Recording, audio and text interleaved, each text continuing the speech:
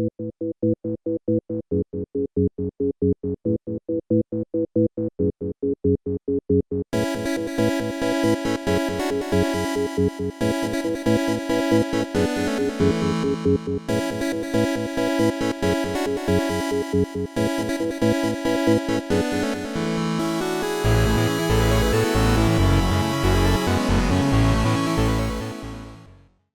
you ready for the special intro? Okay, here we go. So Husky, 3, 2, 1. Retreat where Master Man lead. Flee from what you do not see. Hit the dark within your being. Turn away. Disobey. I'm the end of the beginning. The fate defeats the unbelieving. I did not stop the bleeding. Say my name. Say my name. Safira. All right. Welcome to the chat and the stream and everything where me and Husky sing out of sync because I'm in Prague and he's in France. That's how we want to say hi to you guys today. Yeah. Nice to be here again with you all. So I am going to cut that and it's going to be the intro for every single one that we do going forward, just so you guys know. This is how me and Husky outed each other on not actually being very talented singers and musicians because we can't fucking keep time. But again, we are distanced by the internet, so that's why it was out of sync. Yeah. There's latency in there. It's not you guys. It's the latency, 100%. We wanted to do Crimson, Fortune Crimson, but that would have been a bit too much. A little. Anyway, hello everybody. Yeah. Hello, guys. Frosty. Hello. What's up? Welcome to Alex. It's been a minute. Yeah, it's been a while. For everybody who's watching this right now, we are doing a segment with Alex Moukala and Husky by the Geek to discuss their current journey within the Final Fantasy XIV verse, where they have started off making videos and then ended up on stage with Soken and the Primals just recently at EU FanFest. Absolutely ridiculous. If you guys have been on the show before, you've seen, or if you guys have watched the show, sorry, you have seen them on the show, I'm sure, talking about all the stuff that they do. Most likely, if you've been in the content creation universe at all, watching what goes on YouTube, watching anything, you have heard of their names. They're both extremely talented people. But you know what? I do like doing this too, so I'm going to have each one of you try to give a small introduction of yourself to everybody. So I'm gonna start with you, Alex, for some that one person who doesn't know who you are.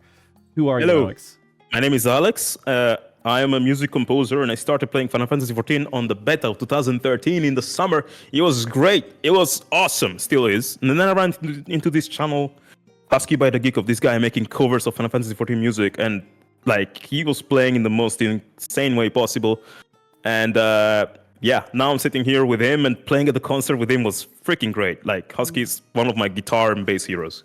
So, I'm a Husky fan is what I'm trying to say. I also make music. I make music for games. I have a YouTube channel where I talk about video game music a lot, and I play bass. So that's me. Hello. Hi. And you're pretty funky too, right?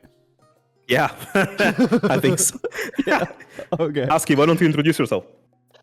I'm Husky by the Geek. I'm a composer too.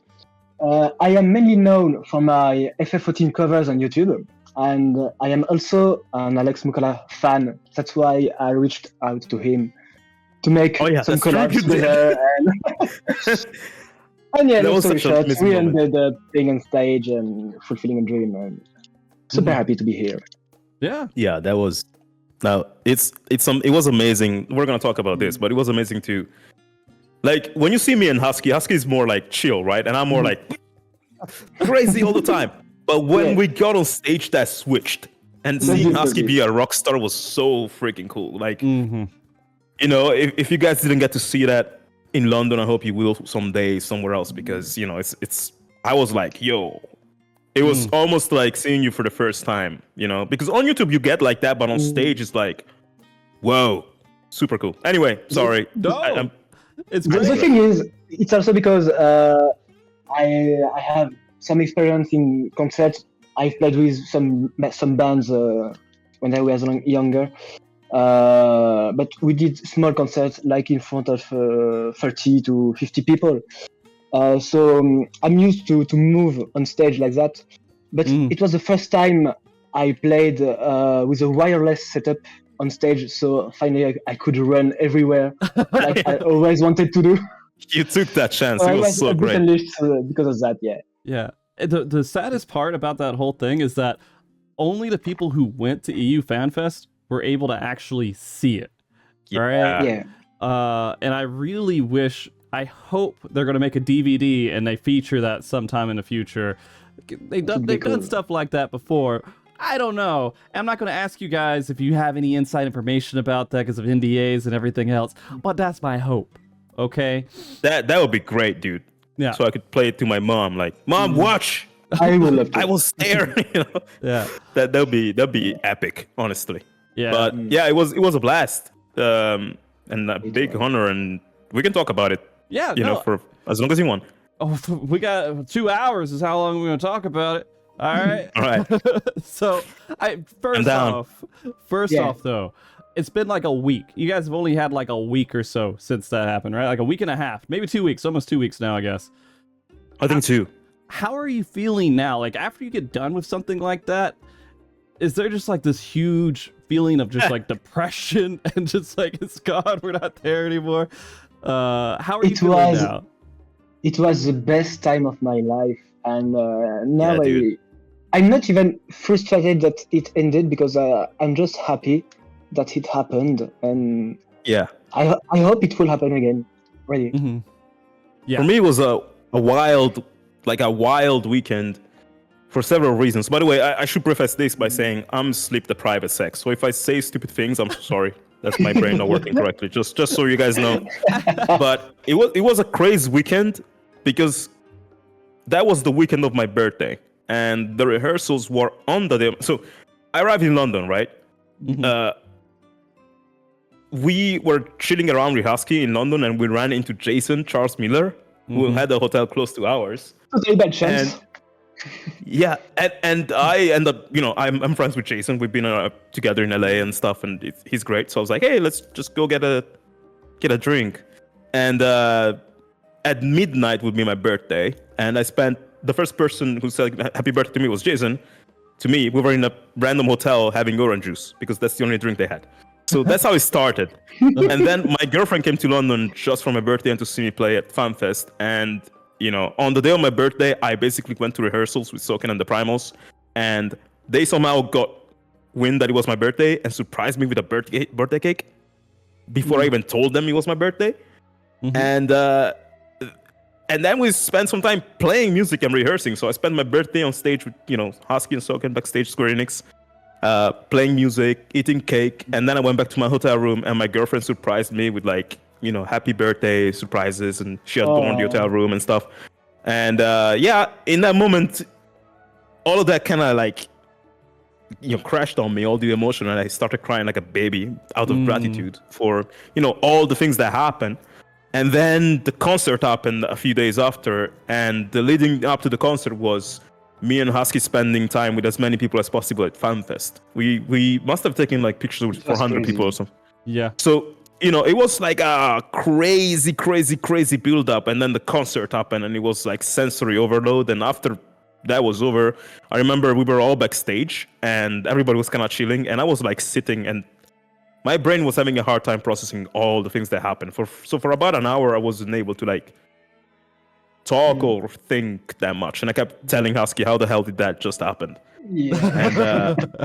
And yeah, it took me a while to recover. That's why I didn't post on social media until like the day after or something like that. I was still like, my brain was not functioning correctly. It was a lot, and it was, you know, the best time, really. Like, it was there's no way to describe the gratitude I felt in that moment. Yeah. Because, you know, I admire Husky and Soken and the band, and Koji and, you know, Saki from Square Enix Music and everybody there. And I love the community.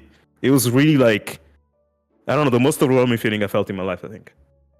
So I can only imagine, to be honest with you. I have only had like a minor taste of that with doing the PvP stuff on stage, right? Nothing even close to what you guys are doing, at least within that feeling. There's so much more emotion that comes into playing music and being on stage and hearing people cheer for what you're doing. It feels really good, I have to imagine, right? I was shitting myself also. most of the Yeah. time. You know. There was a lot of people. I Yeah. think it was like 5,000 people at the Yeah, Europe Fan Fest. Something like that's what I heard too. Mm-hmm. Ton. It's a ton of But yeah, people. as Alex said, it was a crazy build-up. First, we met the Primals and the staff from Square Enix Music, and it was really a dream. I mean, they are lovely people, and we are a huge fan of them. But they are also fan of us, and when we learned that, we just lost it. It was crazy, and yeah, it was a magical moment. That's what I I like couldn't about even the. describe it with words. Yeah. Yeah, Soken is as cool as you see him on Yep. on stage, Yeah. and he's a legend. And also the others, also Primals, they are really, really chill and amazing human beings. The So few check this times- out. And all the sorry. build up. No, go ahead. Yeah, and as Alex said, yeah, during the FanFest, we after the Who Wants to Be a Billionaire, we were like, hey, let's take 10 minutes to take as many pictures as possible with our fans. And those 10 minutes lasted almost 2 hours. It was crazy. Yeah. My experience with that through all the weekend is that every time I said yes to someone who wanted to take a picture with me, a queue of 10 people appeared around him, and a lot. And I mean, you had your knew, Husky hat, so you weren't even that I much knew a incognito. lot. Yeah, I knew a lot of people who wanted to see me, but I did not expect this many people. It was crazy. I did it for several hours, and I loved it. I really loved it. But It is also, surreal. I could only do one activity on all the FanFest. It was a cooking mini game. Oh, And yeah. I also watched a lot of some panels, but I spent most of my time taking pictures with people and hearing their stories, and that was an amazing experience. And yeah, I fucking love this community a lot. Yeah, Dude, I expected that would happen to you, like, especially because I think it'd be pretty much safe to say, like, you are the most prominent musician from the Final Fantasy XIV community, even just for the sheer volume of Final Fantasy XIV covers you made, but even, like, not just the volume, but the depth, like, all the crazy medleys and stuff, you know, nobody else is that insane. Even Soken, like, we were backstage talking to Soken for a long time, and we're just shooting the shit on different things, and then we're talking about, you know, the remixes the Husky makes, and Soken was asked him, like, how do those things work? Like, because you work with many people, right? And Husky was like, oh yeah, for one remix I featured like 200 musicians, and I had to like go through like 200 files and like mix them together. And Soken was like, what I couldn't- what? Like, Soken was shocked. He's like, He couldn't have the patience to Yeah. mix so Not- many voices, and I understand. yeah, not But everybody I goes. as I said, that was something I did over 2 months. I set up a 2 months deadline to my musicians, and every day a few people sent me their recordings. So I worked on this project like 1 hour a day. So I could not be burned out of it because it was smooth. It was long over the months, but it was a smooth process. So Yeah. Yeah, but like, there's not a lot of people who would do that, you know, like So like, it's only fair. I think, you know, during the concert, Yoshi was like literally the first person. Like, he was like in the front row. Yeah. row, and when the concert was over, he came backstage and he hugged Husky. So I'm like, dude, like, the community loves you because obviously you're the most prominent Final Fantasy XIV musician. You drag the community into your projects and you give them space to be seen. Yeah. And the Final Fantasy XIV team loves you because of the same things. Like, you're like you're kind of like a Lidibus in a certain sense. Oh, okay. Like, you're guiding everybody, and that shows, and it makes sense that lots of people kept coming to you because very likely they've been involved in some of the stuff you did, or they wanted to be involved, or something like that, and surely they've seen your stuff. Every time there's a new track, people ask, "Okay, when is Husky making his cover?" Oh, it's out already. Okay. Yeah. So No, Yeah. Husky. Also, one of the sorry. No, go. One of the things that motivates me to do these crazy 200 community projects is that thanks to the FF14 community, now I make a living of my music because I have an audience big enough to make a living from it, and I'm very grateful to all of you, and that's also why I want to invite people from my community and the FF14 community to play in my music videos, because it's also my way to thank them to allow me to live my dream today. Yeah. So yeah. No, and I will say, there's a lot of really talented artists out there that put up videos and do everything with music or anything else that could be within the community. But when they think of music and community or Final Fantasy 14, you two are the people think about. I have a playlist. I just so you guys know, I have a playlist where I go and I try to get video game music in there. I don't search for you guys, but you find your way into my playlist. It's not even like just a only Final Fantasy 14 thing. Video game music in general, people will find your music and it will it's on Spotify cool. and places like that. Like, it's crazy. Like, I'd be listening to it, it's like, oh, this sounds really good, and I look down and it's like, oh, that's Alex Moukala, or is that Husky Maneki? I'm like, oh, I know them. That's amazing. Yeah. So and I'm sorry at the same time. There's nothing to be sorry. It's a good jam every time, man. Sorry for the spam. Yeah. So you guys are really well known, and I think like it's a lot of that's hard to realize until you go to a fan fest where there's people who are very passionate about the Final Fantasy 14 community, and everyone's going to recognize you. Everyone's going to recognize you there. It's only the people who are brave enough to come up and ask for a photo are the ones who will admit it, right? But I guarantee you, almost everyone in that convention knew who the two of you were. And that's because of all the hard work you guys have put into what you do. Yeah, 100%. And you deserve everything. Like going on stage with Soken, all the stuff that you've had. Dude, you guys deserve it 100%. I'm having fun. You too. Maybe they will invite you someday for FanFest. I don't though. So like, I've been to I've been invited to do the PvP stuff mostly for them, and I went to the NA one in 2018. And did the stage work there, and that's when I first started seeing Soken was really soaking behind the stage, because I'd see him around just like piggybacking people, just like going crazy everywhere. And then I went to the Paris one in 2019, and I did it over there as well. That's cool, man. But during that one, it was my birthday as well.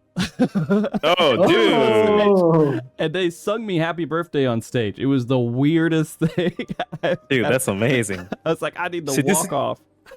This is what I love about the Final Fantasy 14 team. Like, they really, really are in touch with their community, and they nurture it in a way that, you know, like, it's not unique to Final Fantasy 14. Like, game devs love their communities a lot, but I think the FF14 team especially does, you know, goes above and beyond to like nurture the community a bit more than usual, and that's very nice.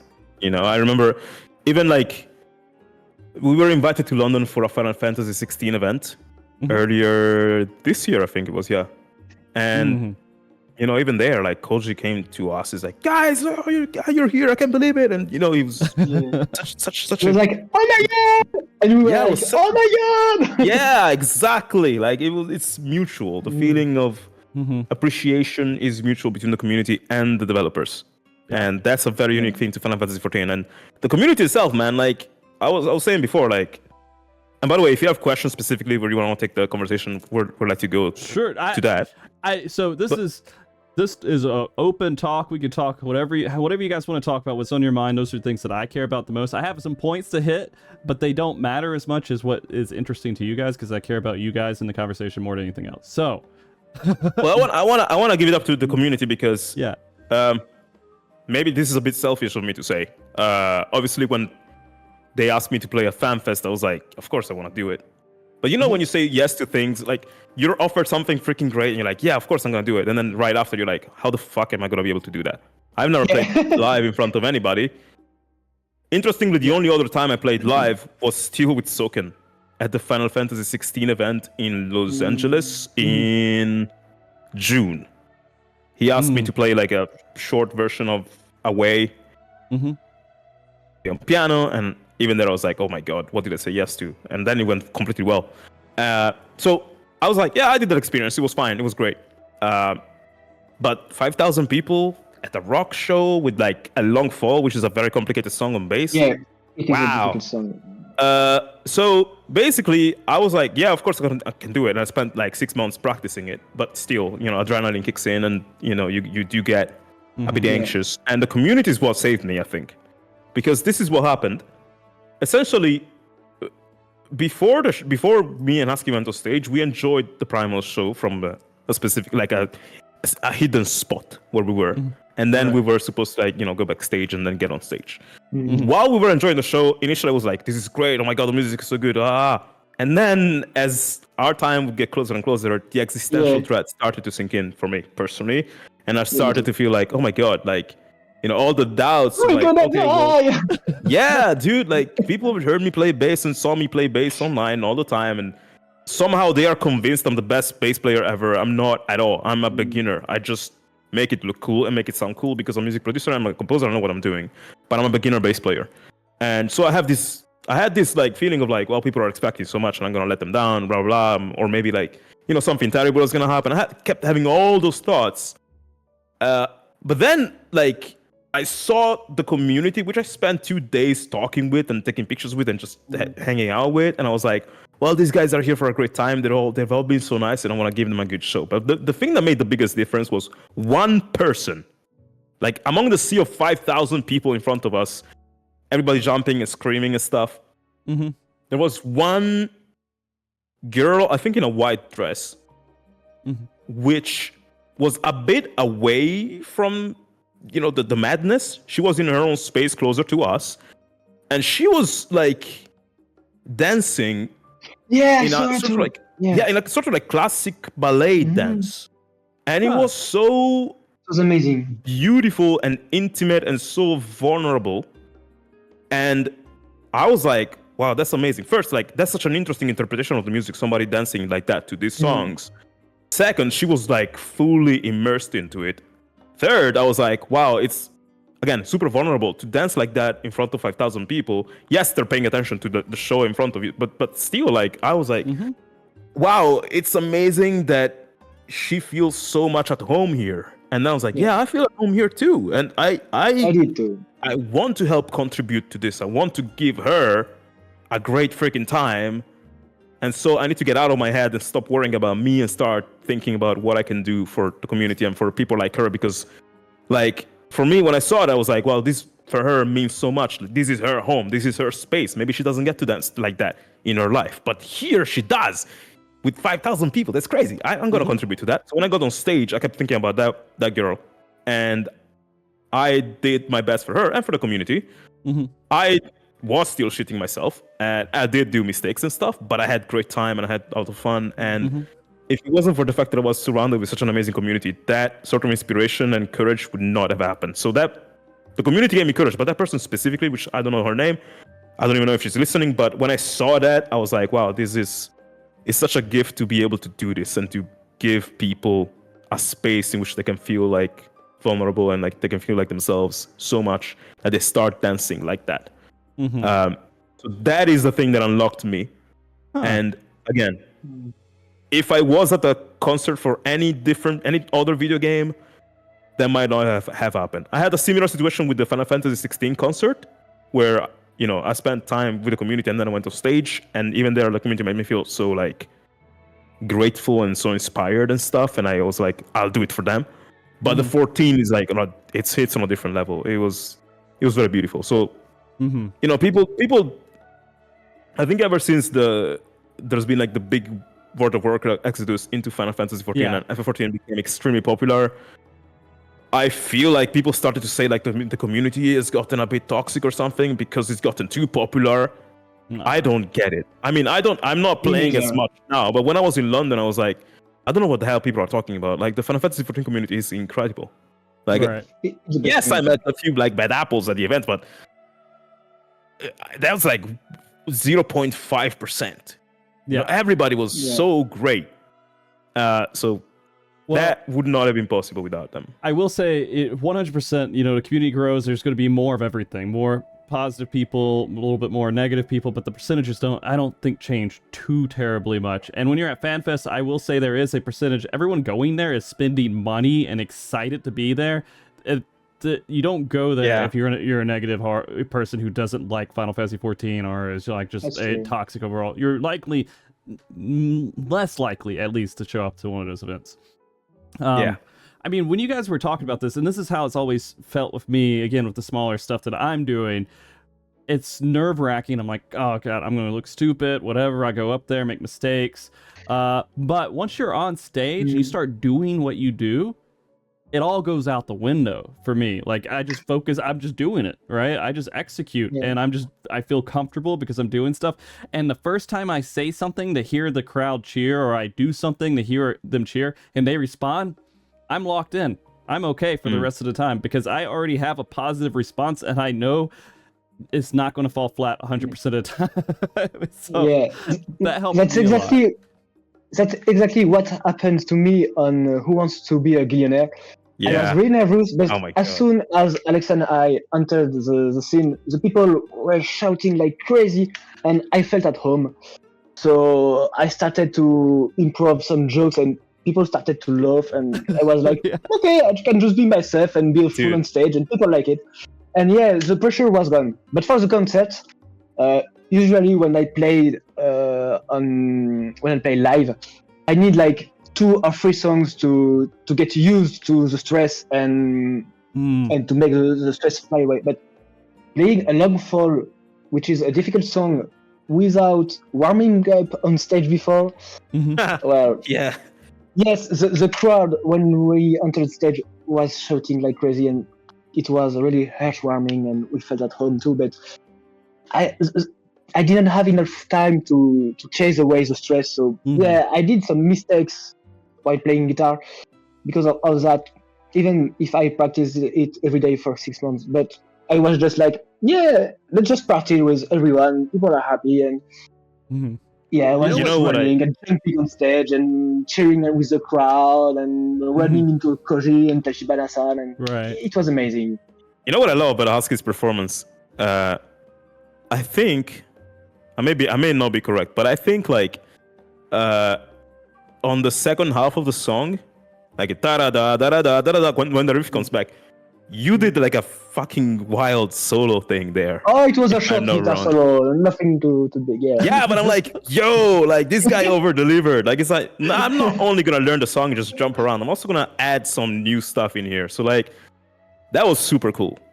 So, you know, like that's mastery, in my opinion. I didn't feel like doing that at all. Like, I was like, I'm not gonna do any Alex stuff here because I'm gonna mess it up. I'm just gonna stick to the normal stuff. But Husky's like, I'll do my thing. That was super freaking cool. And it is true, we didn't get to warm up. And it wasn't just us feeling like the anxiety, because some staff members from the Final Fantasy 14 social media team were gonna do the along fall dance in front of 5,000 people, and even for them, they were like quite stressed. And 2 of them specifically, Natasha and Julia, had been presenting a lot of the panels, so they were like, it was a tough week for them in terms of like nerves, and that was probably the apex of it. So for me, I was like, I want to be like the tank who takes care of people's like well-being. So I tried to like hype them up, and our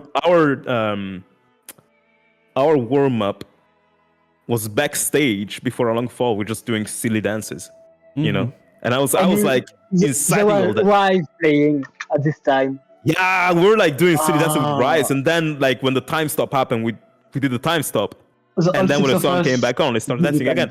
And somebody was shooting a video of us on their phone, and we didn't realize. And then Soken published that on his channel, on his Twitter rather. Yeah, it was Saki from Square Enix, the Square Enix music manager. She's a legend, by the way. She's great. Yeah. And then Soken published a video, and that was, you can see it on his Twitter. That was our warm up, and it was our way to just get in the vibe. And it's just, hey, let's just be silly and have fun. And that's literally what happened. And that was our warm up. It was quite alternative, but it was, I think it worked. You know what? know? You guys are saying you made like a couple of mistakes. You know how many people may have even noticed that? Like near zero, I bet would have noticed of course. most of it. Yeah, unless if you're like really paying attention, a lot of people, or even screaming, might be covering up a lot of that stuff too, right? The crowd making noise and rocking out to I'll it. tell you what, like, I mean, we all love rock music here, right? We love, probably like, I don't know about you guys, I love listening to live albums because of the mistakes.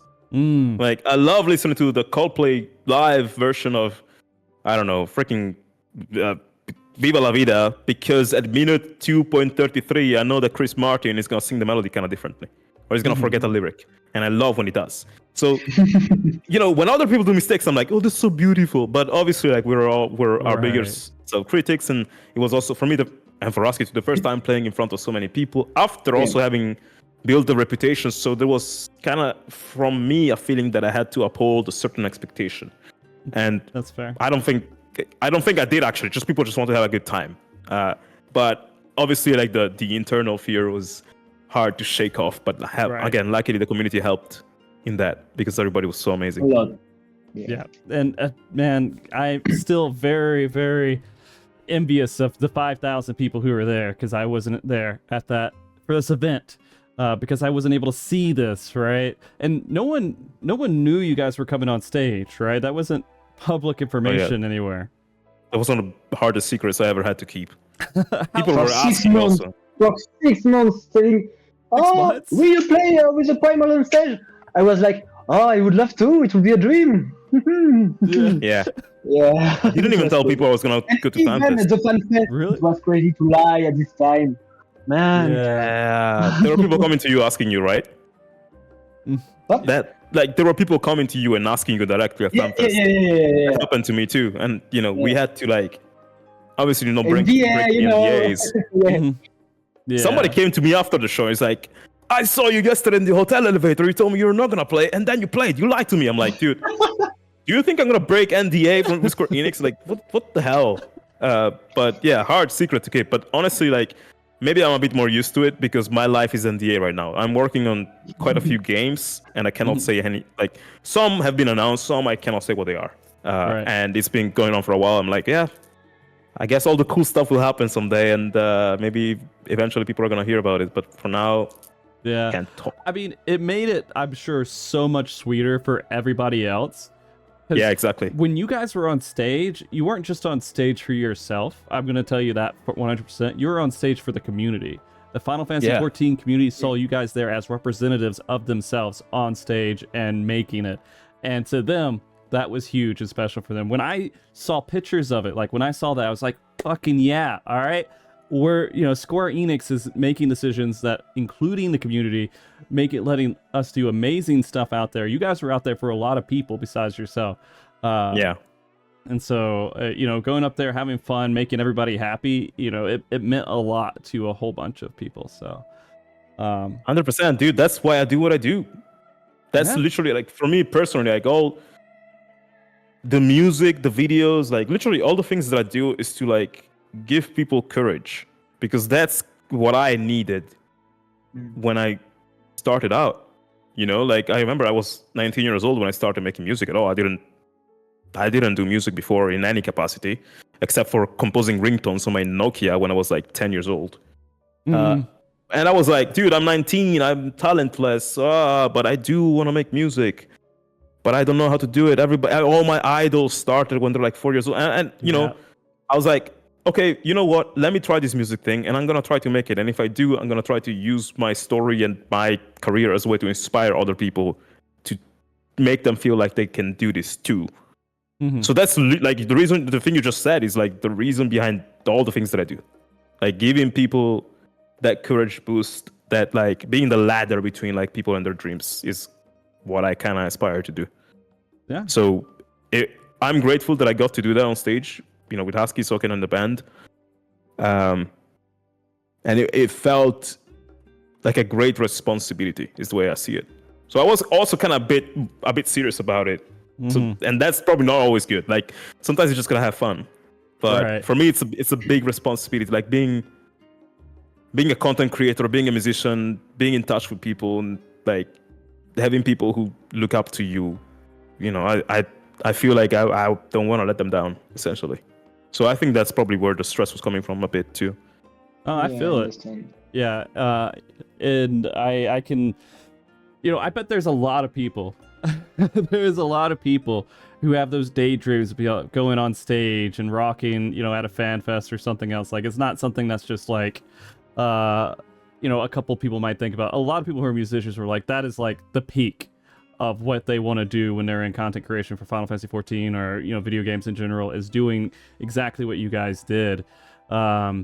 And I know, Alex, that you have a lot of NDA things and you're working on a lot of stuff. So you have a lot of next steps ahead of you about things that you want to go, your next mountains to climb and everything else. But publicly, I guess, what are some of those mountains that now that you've done this, what is your next, like, holy crap, Everest? Dude, I that you still want to make music for Final Fantasy in some capacity. Okay, like official, be like music for it, for like a game dream. or yeah, okay. Yeah, it would be cool to do that with Husky. Yeah. Yeah. I would love to as Like, well. For me, and again, like if I managed, whenever I say that, I'm like, that's such a such an outlandish vision. But then, like, a friend of mine did that. Like, he didn't compose music per se, but I have a friend who's from Italy, like me, from Milan, like me. His name is Paolo, and he's an opera singer, and he lives in Japan now. And he sang on FF7 Remake Integrate, and now he's singing in the Genshin Impact concert series. Yeah. And who knows what else he's gonna do in the future. Like Paolo from Milan, same place as I, Italian like me, just went to Japan, built a career for himself, and achieved his dream of singing in Final Fantasy, which is the game that made him want to become a singer. Because when he played FF7 with One Winged Angel, he heard the choir and he went crazy. He's like, I want to do that. He did that.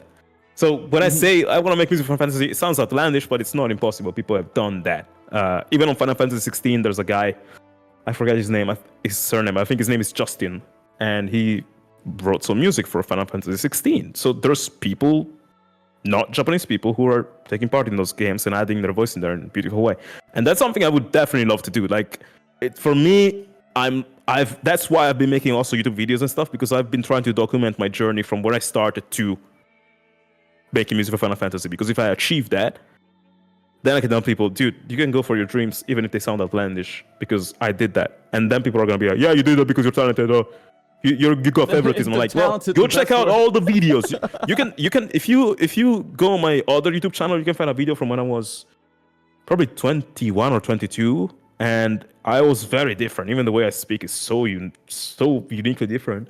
And you can backtrack and you can see the entire process. So that's kind of why I've been making YouTube videos.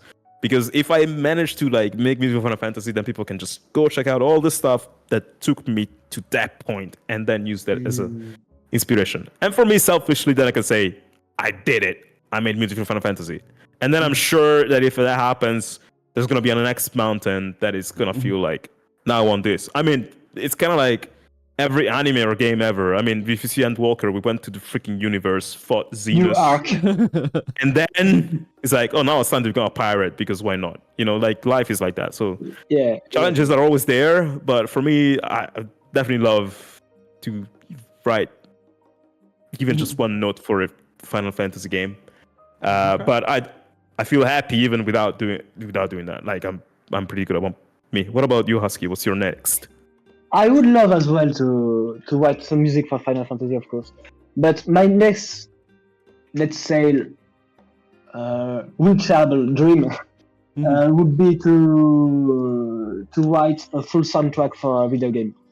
Because lately, I've been doing some commissions here and here for small streamers, intros of 30 seconds, 1 minute, stuff like that. Mm-hmm. But also, I've had some indie video game developers who asked me for some work orchestral tracks for their games.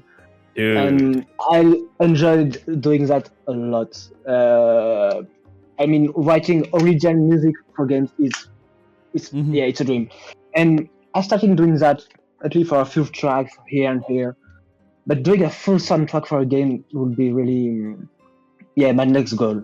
Yeah. I would love to do that. video game music, is its kind of its own thing in a way. Like you're looking at the game and you're looking like, how does this music need to fit within this part of the game and everything else too, right? I mean, there's a lot of like developing that music to make and enhance the moments within those games. Yeah, I watched some interviews of Soken and his two apprentices, Ishikawa-san and Imamura-san, when they worked on FF16, and they talked a lot about making the music to serve it as an experience for the game. And when we first met Michael Koji Fox for the FF16 preview test, he told us that Soken usually waits for to play a gameplay. Yeah, that's the best way to go about it.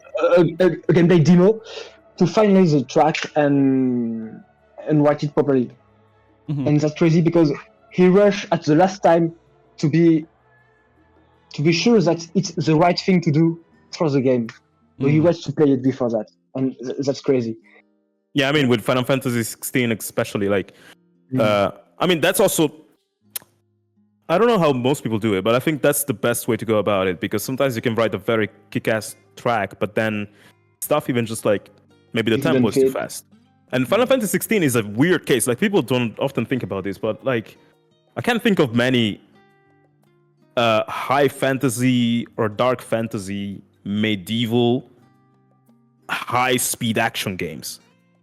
Like, usually high-speed action games have a bit of futuristic stuff in them, like, Devil May Cry comes to mind. They're just modern sounds, right? So then you can be like, well, it's set in a modern world. I can use electronic music, electronic sounds. That's easy, right? So, but with Final Fantasy 16, I was, even before the game came out, I tried to make this imaginary boss theme for it, just based on what I saw in the trailers. And I remember being like, this is a great theme. I really like it. It's one of my favorite tracks I ever made. But I don't know if it's going to work in the game, because the tempo may not work for such a fast-paced game. So it must have been like a very, very, very tough challenge to find the right genre which matches the intensity of the combat and all that stuff. So I'm very impressed with what they did. Yeah. I mean, and to be honest, though, I mean, when you put like Soken behind any of this stuff, your bar is already kind of high, right? The expectations are already up there. He's a shonen hero. He keeps leveling up all the time. Yeah.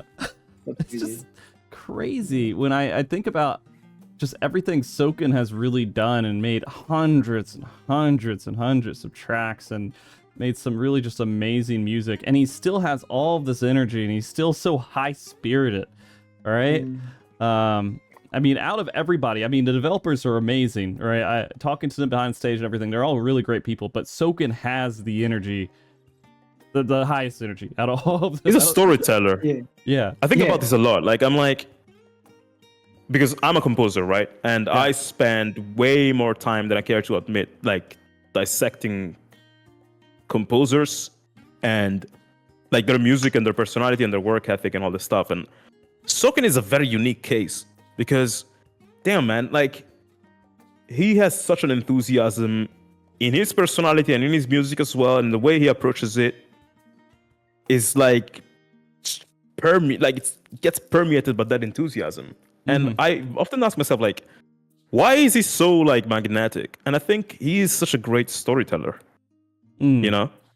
Like, dude, freaking, like, one of my favorite tracks from Final Fantasy XIV and Walker right now is Hic Sunt Leones, which is like the Hesperos theme. Yeah, Hesperos. Dude, like, who in their right minds would ever write, like, your employer tells you, oh, we have this boss level and you're fighting a guy that looks like an evil vampire with glasses. Who in the right mind would reply, oh, I got the right idea in mind. I'm going to write a surf rock track with gothic vibes and happy melodies and creepy as fuck lyrics, which also happen to be super horny. Who does that? Like, Soken and Koji did that. Yeah. That's And it works perfect, by the way, to describe... Yeah, and it works perfectly to describe Pandemonium as well. And to describe, Hesperos as well. And it Have you some listened parts of to? Have you listened to the Timeless one too? It's the final boss from. is it the Athena? game. Yeah. Yeah, I know it Season. takes those same like ideas and like Yeah, arranges them in an interesting way, my right? favorite part in this song is actually at the end. There is a callback to Hit Sync Leoness, actually, Yeah, exactly. and Yeah, I yeah, love it. Oh, it's so beautiful. Yeah, so that's that's again storytelling. Like Soken reuses motifs a lot, and somebody in the chat asked me like if I prefer Uematsu or Soken style. I think Soken like takes a lot from Uematsu, and even in the way that themes are repurposed and reused. He's of all the Final Fantasy composers, I think he's the one that gets closest to Uematsu, but still does his own thing. And yeah, it's just fascinating to see how he goes about all that. And personally, I mean, I wouldn't know who my favorite Final Fantasy composer is. I think probably like either Uematsu or Hamauzu are the ones that I'm like I'm inescapably bound to them. But Soken also is like a huge inspiration for sure. Like, you know. And in terms of enthusiasm, I don't think I know a composer who's more enthusiastic and more magnetic than Soken, both in his music and in his personality, to be honest. Yeah. He's a rock star. There are honestly. many. Yeah. He's a rock star, and he looks always happy. That's incredible. Yeah. And not only that, like, dude, like, because people know him for obviously like the tracks where he he has lyrics and stuff, boss themes, etc. But like when we were at the Final Fantasy XIV Eorzean Symphony and we heard Soken's music performed by the BBC orchestra, dude, even the instrumental tracks, even like the Gridania theme and stuff, chills, dude. Like in that moment, I realized like how freaking like this guy can write. That orchestra turned good films, just good films like the first Cities films, into actual bangers. That was crazy. And the thing is, like, you realize all the details in that music. And they like the details were already there. Like, of course, they've been orchestrated to like be more prominent and stuff. But those tracks were already written like that. You know, those melodies, those chord progressions, or those ideas, like those stories that you feel, like when you hear like the Gridania theme or the Ul'dah, the Limsa, all those cities, they are freaking 6 minutes long because they have to tell an entire story about all the people living there, the divinities, etc. And Soken is able to do that. He's such an incredible storyteller, be it with music or even just with words. When you talk to him, it's so much fun. He's incredible, really. So he's a very unique composer. Yeah, I was fortunate enough. Go ahead. No, I'm just saying the praise is like well deserved. Yeah. There's people sometimes who may criticize like, oh, he uses the melodies in a way that I don't like. And that's fair. Like everybody has their own taste, right? But nobody can say he's not an incredible storyteller. Yeah, he absolutely. is. Absolutely. And I was fortunate enough to be at the 2014 FanFest, the first one that they did for Final Fantasy 14 and I was in Vegas as well. And there was a rock concert at the end of it. And everyone was like, "Oh, okay, that's cool." A couple people were like, "I'm just gonna leave. I gotta work the next day or something." Dude. No one knew the Primals at that point. So, but once they came on stage and they had all these robes on to look like the Asians and everything else, and they just fucking rocked out there, and they start playing the Time theme song, and everybody was like, "Holy shit, what is happening?" When we have all these feelings and emotions, and then Soken just comes up to the mic, he's just like, "Fuck Titan!" and just like keeps rocking. Everyone's like, just cheers. Dude, you know what I love? Like at the concert in London, they were playing the new songs as well, and one that really stuck with me is dedicated to Moonlight, which also happens to be one of my favorite of the new tracks. There's this moment in Dedicated to Moonlight, I think it's like close to the end, the final chorus, where they start doing some ad-libs and like just screaming like of joy, like whoop, or something like that, out of nowhere, as an encore to like that chorus. Like you hear it one last time, we make it more euphoric by adding some ad-lib screaming. That sort of enthusiasm in the track is so beautiful and it works so well musically, but in terms of like what it means for them as humans, I'm like, dude, here you are, you're in your like late 40s, like all the Primals are in their late 40s. They call themselves an Osan band, which is like the Japanese word for uncle. They're an uncle band. Here it is, this band, this uncle band from Japan, playing music that is so uplifting and so rocking and having the greatest time ever. And you can feel it in the music. You can feel it in the way it was recorded, in the way it's played live. And it's so freaking cool. When I see that and when I hear that song, I'm like, dude, I want to be like that in my late 40s. You know, that's like something to aspire to. Like, that track left me with that impression. I mean, all the concert was great, but that track specifically is so uplifting. It's such a, carefree tune, so like youthful that I'm like, dude, fuck, these guys are like rocking out in the late 40s like they're 20 years old. Mm-hmm. They It's are amazing. full of energy also. Yeah. I mean, it's the concert honest. lasted 1 hour, and even at the end when we played, they were still full of energy. I was like, Yeah. Yeah, oh my they God. they're seasoned. At this point, they know what they're doing. They've done a lot of these concerts, and I think they're gonna do it into their 60s. To be honest with you. They're probably gonna carry this for probably. a while. They're gonna come up Probably, with like dude. gray hair and everything else, just rocking out and just pushing it as hard as they can, because like that's what they love to do. This is what they love. And the Final Fantasy XIV community gives them the energy to keep moving forward too, right? There's so Yeah, but, much like, high praise that just pushes them forward, and it's like rocket fuel for doing this kind of stuff. I'm like thinking about, because I asked Gun if he, I'm like, oh, is this your first time playing in London? And he's like, no, I played once before, if I'm not wrong. He's like, I played another Primals concert here. Mhm. But I'm like, I obviously don't know the answer to this, but I would assume maybe these are some of the biggest concerts they played at, right? I'm assuming. But Probably, yeah. these are not people who started playing recently. These are people who just, music is their life, and it has been for forever, I think. Mhm. I remember in our interview with Soken, and we asked him, like, when he picked up music, and he's like, well, my dad played trumpet and stuff, and I played that when he's like, in high school, I met some bad people, bad friends, Warui, and bad boys, and they got me into rock. And I'm like, dude, imagine this person going through these people, like the band, right? They go through their entire lives dedicated to music, and then in their 40s, late 40s, they have this massive payoff, and they play like, they're back when they discovered music for the first time. I'm like, dude, fuck, man. Like, people sometimes feel like, oh, I haven't made it in my 30s. I'm too late. I'm not a success. I'm like, dude, there's people. It's so reaffirming to see people like in their late 40s just having the time of their lives, and having that payoff. And then I'm sure, like, obviously for them, it's like euphoric to play in front of so many people, but like, music is euphoric. I think Soken would do it regardless of the results, right? Same for the Primals, etc. But there's something special about that track, because every time I hear it and I hear that final passage where it just scream, that's the story it tells me. It's very touching in a way. Like, it's never too late, kind of. No, we live in a world where you could get really famous when you're in your 50s or 60s even. I mean, there's lots of people. Who is that grandmother who played Skyrim and actually got kind of famous? Dude, she's so I'm cool. obsessed with that channel. She's incredible. Yeah.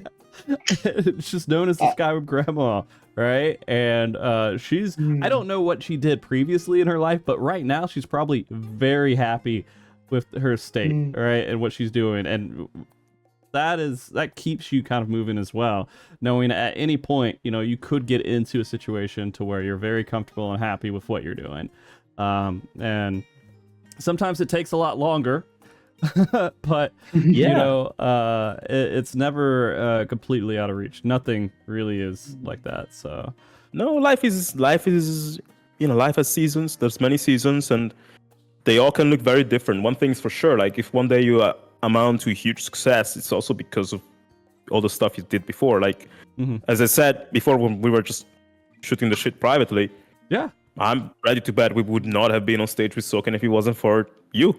I No, will but shoot that down every time. Dude, I'm telling you, if it wasn't for you, because you were the one who linked up, like, you helped to make like the Soken interview happen back in the days, and that's when me, Soken, and Husky got to really know each other, and that opened the door to other possibilities. But might not have happened because, dude, there's so many incredibly talented musicians in the Final Fantasy XIV community, way more talented than me for sure, who probably deserved it more. And I'm the one who went on stage. And that's just luck, but that's also like the stuff I did in my life in the past took me to this moment. So what I want to say is like, you know, if one person reaches their success in their 60s, all the stuff they did before is still very important for that to happen. So, you know, this is just me trying to tell people, if you're like 36 and you feel like you haven't amounted to much, just wait. Like maybe you will, and you're gonna be grateful for the way you live your life. Did you guys know I'm 36? Dude, I thought you'd be younger. I'm 30. I'm 36. I'm 36. Yeah, I'm an old man. Nah, man. But you don't. I mean, listen, 36 is also fucking young. Let's be honest. You know, I'm 30, but I have the back of someone who's 60. That's fair. Yeah, a lot of my back pains and everything else it's gonna catch up to me. My daughter's gonna just destroy my body, I'm sure, by just like having to carry her around and everything else. Getting the dad muscles and the dad extra little fat layers too. Just like everything's coming over. But yeah, no, I mean when we were going back, because I've been doing Mog Talk since 2015. All right, I've been doing podcasts and I've been doing this stuff. And when I started, I had no podcast experience. I had no experience with just trying to host these little meetings and conversations, everything else. I was like, this is just what I want to do, right? I did the 2014 FanFest. I love talking to people about Final Fantasy 14. It felt like such a huge atmosphere of just getting around with people who all had the same interests that you don't usually get to talk about these things that you love so much because these kind of people aren't always around you. And so it was my way of bringing people together and talking about these conversations, talking about Final Fantasy 14 topics in general. And so, you know, that evolved, whatever. And you guys are out there, Husky's rocking his ass off. Everybody's like, Husky goes rock, man. Everything goes rock. And they're just like fucking watching this stuff. Then Alex comes up and is like, everything goes funky, right? And making everything super funky. I was like, man, everybody loves both of your content. And it wasn't just, you know, the Final Fantasy 14 community, you know, social media from Final Fantasy 14 as well. Their team was liking your stuff, retweeting, like commenting on it. Soken was commenting on your stuff too, right? There's some loose connection already there. And that one time that I brought you on and you're just like, man, it would be my dream to talk to Soken. All the pieces that made sense to make that happen was already there. I just messaged someone that talked to me about other stuff already. I was like, can't you make this happen? Can you just connect this? I don't know how to exactly this needs to go down. I don't know like the format. I don't know the process or anything else. But these two people should be talking to Soken in some way. And this would be good. And I didn't have to do anything else. That was literally it because I knew all the pieces were in place, right? That's like, you know, just like with many things in life, right? People rarely do anything alone. Like it's all about the contributions of many that create a certain result that oftentimes is kind of randomic. And, you know, I think back to when I was starting out with my dreams and music and I didn't really know anybody. And when I read online about advice about music, like how to build a career, it's like some people would say, oh, well, it's about who you know, or you need to have many friends and stuff. And I used to be like, dude, I'm freaking 19 in Milan. There's nobody here. I don't know anyone, so I'm the odds are rigged and stacked against me and stuff. I would feel resentful when I read an answer about it's about who you know. But now that I'm older and I've went through my path, I realized what that actually meant, which is like it's not you need to make as many friends as possible, network in a strategic way. But I think now that I'm older and I've had stuff happen to me, I realized many, not just when we Final Fantasy 14, but so many of the things that happened to me in my life and my career would not have happened if it weren't for people that I met on the way. Even like people compliment me on my clothing style a lot. I have a friend whose name is Nathan, and he lives in London, and he's one of the most smart, stylish people I know. And if it wasn't for him, I would not have learned to dress the way I do. This watch that I have is not really fancy. People often comment it. This is just a gift from a friend of mine. And I carry it to remember to be generous like him. This is another gift from a friend of mine. Like literally all the things about stuff that I wear, the person I am, the stuff I accomplished is because of people I met on the way. And it's not impossible to make friends on the way as long as you just start and do something interesting and just talk to people that are interesting, and eventually like you just make friends and stuff happens. Like we all played Final Fantasy 14, you know, like you talk to a random NPC and then they become like a very important part of your story, and you become a very important part of their story. So I don't think I can take credit of any stuff that happened to me 100%. Nobody can take credit 100% of stuff that happened to them or to others, but we all kind of build our stories together in a way. You know, so I'm grateful to you. I'm grateful to Husky. I'm grateful to, like, you know, when we were at FanFest, it just dawned upon me just how many people came together to make that happen. Even the fact of us walking on stage, you know, the people, stage lighting managers, the people backstage helping us like patch up with all the cables and stuff. Saki from Square Enix Music, Koji, Soken, the band, and like there were so many people helping. Hundreds of people. Yeah, that you're like, I can't do this alone. You know, nobody can. So I'm grateful to all of them equally. Yeah, it was funny. Like when I was doing the stage stuff, I don't know if you guys had anyone do your makeup or anything, but I don't have my makeup done ever. Right? That's just I'm just one of those people who doesn't take advantage of that. And so they had like someone doing makeup and someone doing hairstyling and stuff on there. I was like, thank you for literally making me look a little less bad, because there's gonna be pictures of me everywhere, or like not everywhere, but enough pictures out there that like I want to make sure when I'm out there that I'm looking at least as best as I can. And so they helped me. They straightened things out there. I was like, hey, should I leave this unbuttoned button? They're like, leave it unbuttoned. And I was like, I took their direction because that's what they do. And if they didn't like do that part of it, I could have not looked as good on stage, or I could have looked worse, or I could have done some really stupid stuff, right? Yeah, dude.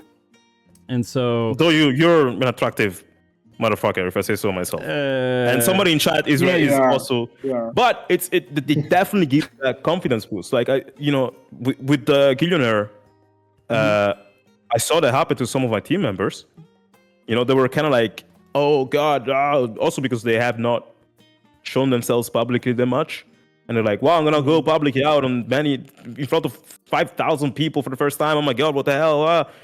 Then the makeup artist did their magic, and suddenly like confidence boost. And I'm like, you know, here we are.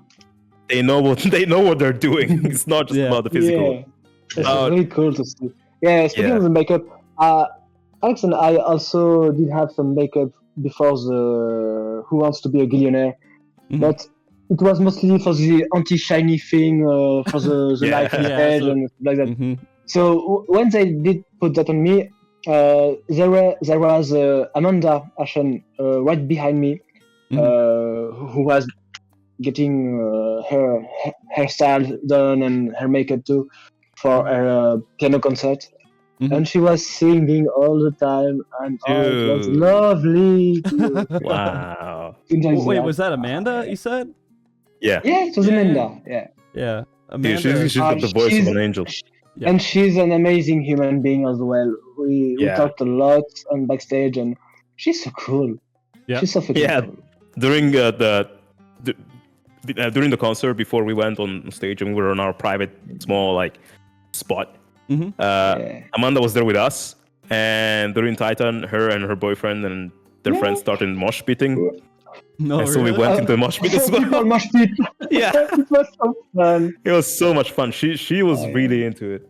It was great. She's amazing. Same for Jason. Like Jason is so awesome. He's so handsome. He's so generous, and he like he's so funny, and he's also so wise. I consider him to be kind of like Gandalf. He's always calm. Yeah. In the best way possible. I remember like I went to LA, and he's based in LA. He travels a lot, constantly busy all the time because he tours, etc. But the first time I went to LA, he was in town, and he texted me like just 1 hour after I land. He's like, not even an hour. He texted me before I land, and he's like, hey, I'll see you at your hotel at this time. And I'm like, dude, I arrived 10 minutes before. That's fine. Just put your bags and I'll take you around the day. I arrived to the hotel. 5 minutes after, Jason, sure enough, is in the lobby. I go downstairs. It's like, I came with my car, Now I'm gonna drive you through the town. And he just showed me all the most important spots of LA. And Jason, like, he lived a lot of, rock history, and he's connected to many people from that industry. Used to be friends with Ozzy and stuff. Like, and he would just drive me through, like, Sunset Strip. This is like, oh, in that bar, that's where they discovered the Doors, and Motorhead used to play here a lot. And we went to all those places. And just took time out of his schedule to just give me the tour of LA 5 minutes after I landed. And then he brought me back to the hotel and just disappeared. And I'm like, dude, he didn't have to do that. Like, he's such a busy man and all this stuff, but he made the time. That moment, Yeah, he's great. Like, he honestly, like, and whenever I talk to him, he's just, he's so funny and he's so wise, and it's a great freaking time. And I love him dearly. And obviously his voice is like stupidly good. Like, it's unfair how amazing his voice is. But not just that, like, people don't know that, but he also is like a singer-songwriter, composer.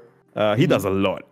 He writes a lot of original music that sounds very cool, and then he does Final Fantasy stuff, and he's a voice actor for 7,000 games. Like, when people are like incredibly talented, you're like, well, okay, I bet you're only talented because maybe you're a flawed human, but you're talented. No, Jason is an amazing human. He's super talented as well. And I'm like, dude, he's got it all.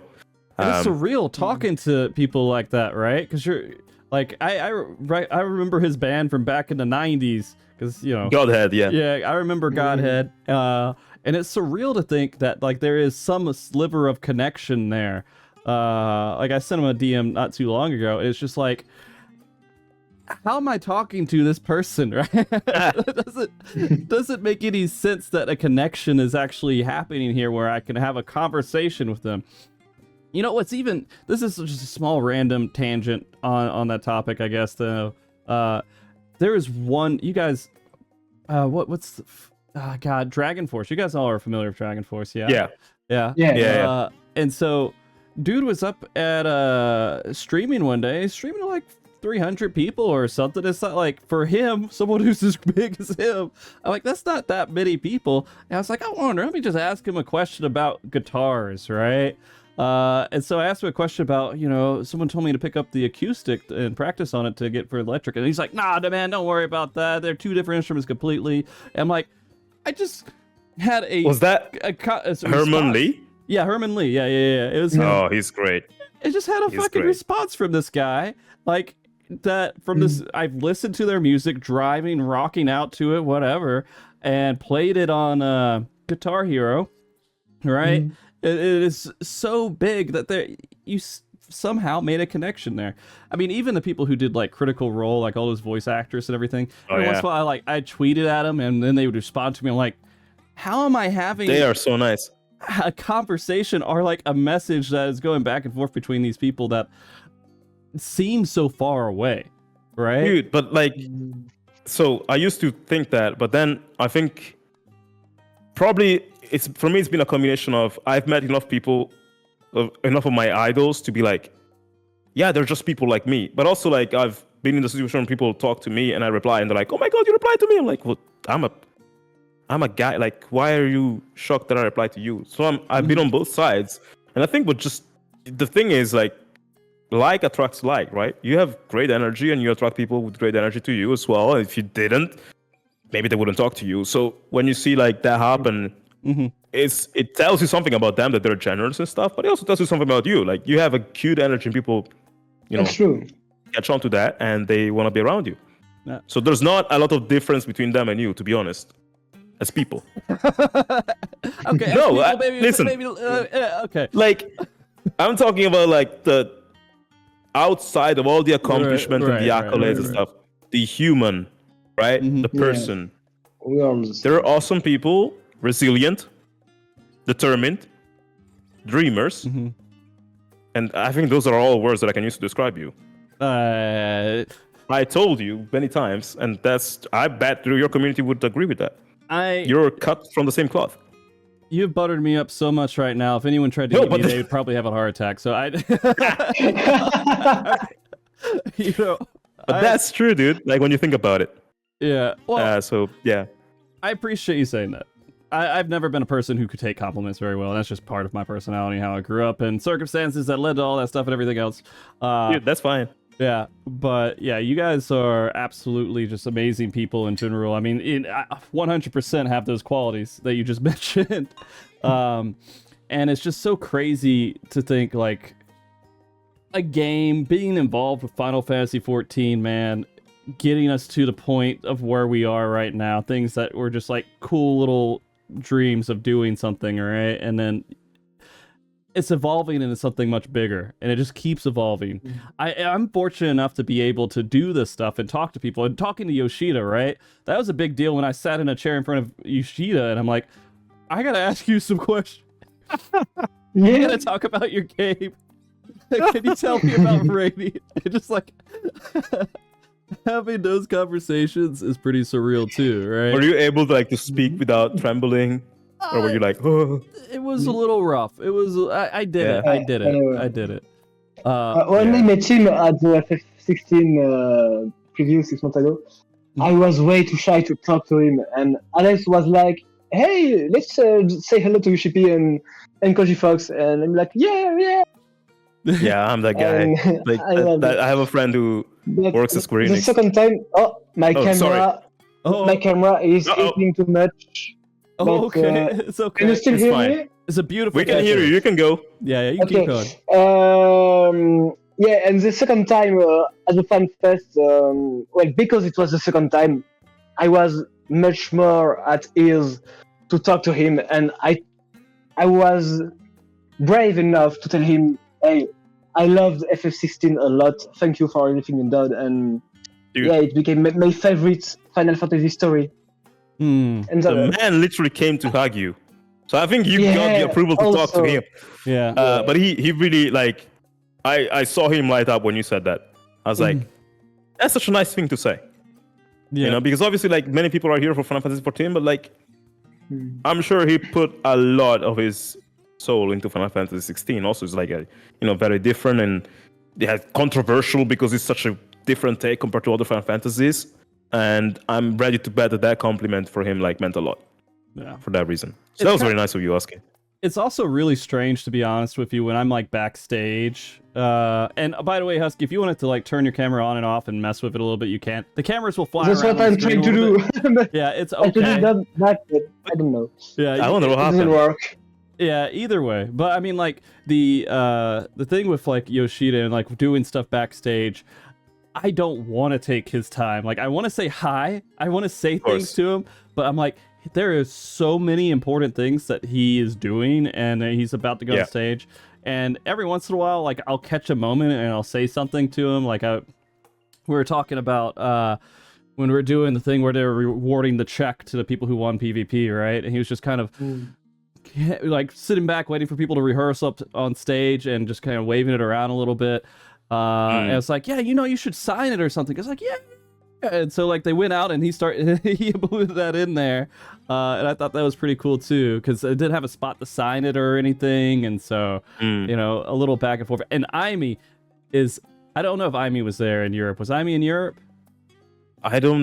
Translating for him? I don't think so. Okay. No, I don't think it was. Well, Aimee has been to a lot of events and been like his translator. Oh, she was there? Okay. Oh, okay. Okay. It's a she. I'm sorry. I thought it was a she. No, I don't know if it matter. Okay, she was. I could maybe find her Twitter. You can tell me if you recognize her, but I mean, it's... That's fine. I'll tell your story. Yeah, no. Aimee was doing a translation, and she's always so happy to do it and go back and forth. And literally, without her following around Yoshida and being that little person between, I'd be in trouble. And I've had some good conversations with her, too. Yeah, But Yoshida can understand a good amount of what you say in English, because I could hear him recognizing some of the things before it gets translated too. But that being said, like same kind of, not exact same feeling, but there's a similar feeling after I was done on stage, this recent one over in Vegas. I went back, I high-fived my co-commentator Brian Ricardo, and then Yoshida was back there clapping and bowing and everything. I just went up to him and I just gave him a huge hug, and he came in, accepted the embrace, and it felt good, because I've been interacting with him in some way for quite a while. Like the World Race, You know, they watch a lot of that stuff too, and they're super cool about a whole bunch of this stuff. And so that is my piece of the content creation puzzle with him, is the world race stuff for the most part. And it's really cool to be able to have those interactions and know these people know who you are, and then you get to see them verify they know who you are in person. It's a whole nother trip. That's a skill, you know, like to be able to remember people and to be able to, like, you know, that, like, he has a lot going on in his hands, of course, and he has an insane amount of people who want his attention and stuff, and, you know, the fact that he remembers. Yeah. I'm like, dude, like, not only is, like, you see, like, I was talking about Soken on how he's, like, very enthusiastic even outside of music, and Yoshida is, like, he's awesome in the same way. Not only is he able to, like, make these freaking incredible games and overwork himself like that to make those happen, but he's also able to be such an amazing, you know, showman, I would say, you know, because the stuff he does and how he interacts with the community, like, it's not required to do it. Most game directors don't do it, but he like, even like the FanFest in London, when he showed up at the first thing you saw was like him with the Viper cosplay, casting the shadow against the screen. That was super cool. Like, you don't have to do that. You don't have to, like, show up at your convention wearing cosplay from the game that you're directing, but he does that. He goes above and beyond, and that's Yoshida. Yeah. And I kind of hope that he is a positive change within the game industry overall, with just how much he does and how personable he is and how well he interacts with the communities and everything. I think a lot of people were probably picking up on, like, how successful the IP is because of him. There's a lot of success in the Final Fantasy overall universe, I guess, because of Yoshida.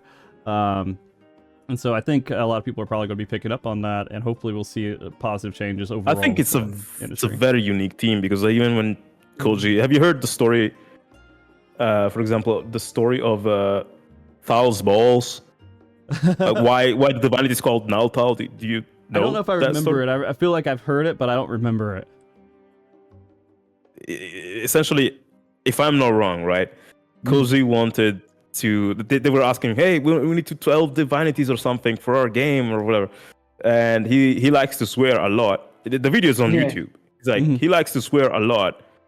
And what's the best? What best way is there to swear if not like swearing with a god's name or something? And so he wanted something that would rhyme with ball. So he's like, "Oh, Thal's ball. Yeah, that sounds great. Swear, we can put it in the game." And then they were like, "Oh, Thal is such a short name for a god. We cannot, And he's like, "Okay, well, let's do a god who's split in two, and his name is Nalthal, and one half is called Thal." So that way people can say Thal's ball. The only reason why Nalthal is two gods is because he wanted a god named Thal, so you can do Thal's balls. And I'm like, who does that? Like, who creates a universe on the pretense of I want this god to be there just so that people can swear with his name? Like, Koji adds I think one of the biggest reasons why Final Fantasy XIV is so funny is also Koji, for sure. Another reason why the FF14 team is so in touch with the English community, Koji, for sure. Like, so when you got Yoshida, you got Koji, you got Soken, and you got Saki from Square Enix Music, you got the Primals and all the people like working there, the social media managers, etc. Like, you got such an incredible Avengers cast that I think there's probably one team like that in a million or something. Like, there's so many game development teams, but one with that level of synergy between their key members and is quite unique, So it's really like Final Fantasy XIV is sort of like a miracle. Also considering that, again, that game came out from the ashes of a previous failed version, right? The 1.0. So it's on top of all that too. I don't know about everyone on the development team, but I know Yoshida's like a father. He has a family, right? He has all this stuff. He has the time. And I didn't know. And I was like, I don't know how he does everything he does with all of that as well, but he talks every once in a while. He'll talk about how his son is talking about Fortnite or something, right? All right, Wow. he has these little conversations. They're like, Fortnite did this thing a while back where they destroyed the entire game, right, and brought it back. Yeah. And then his son was like, "Oh, that's so cool, he's doing it." I was like, he was like, "I did that." Yeah. What do you mean? The world can think that you're the coolest person ever, but your sons and daughters might think like, "Oh, you're just my dad. You're not cool." Yeah. Yeah. I think it is. It's a trend between. Yeah. Yeah, but I think It's so funny. That him knowing that gives me also personal inspiration myself, because I have a daughter, right, and I have a family too. That like even with like having relationships and stuff that will kind of take up your time, and it's extremely important, you are still able to pursue and do what you want to do and be good at it, and somehow keep a balance there. And so that gives me some level of inspiration myself. Again, dude. I don't know about the other developers, but that's just the one thing I remembered about Yoshida. Just get us surround you with amazing people. Like honestly, Square Enix is a very amazing company for that reason. And you know, I went to their studios in London a bunch of times. I met some people from the Japan team and stuff. There's another friend of mine from Italy who works as a programmer in Square Enix Japan. He worked on FF7 Remake, Kingdom Hearts and stuff. And so I know a bunch of people who work there, and every person I talk to from Square Enix is like the protagonist of their own anime, essentially. Like they're all so unique and so amazing. And if you stop and ask them about their story, it's gonna surprise you. You're gonna be like, "Wow, what the fuck?" I understand why these games come out so well, because every single person working at this company is a freaking legend They are in their own way. They are indeed all so passionate, and I met a lot of them at the Square Enix London HQ too, but also at the after party we had after the Primals concert. Oh yeah. I met so many people with such interesting stories, and they dedicate all their passion for this company, and it pays off a lot. And this is why we have so interesting games, such lovely communities. It's really because these people are so much invested into it. Yeah, and it's hard to remember. Oh, go ahead.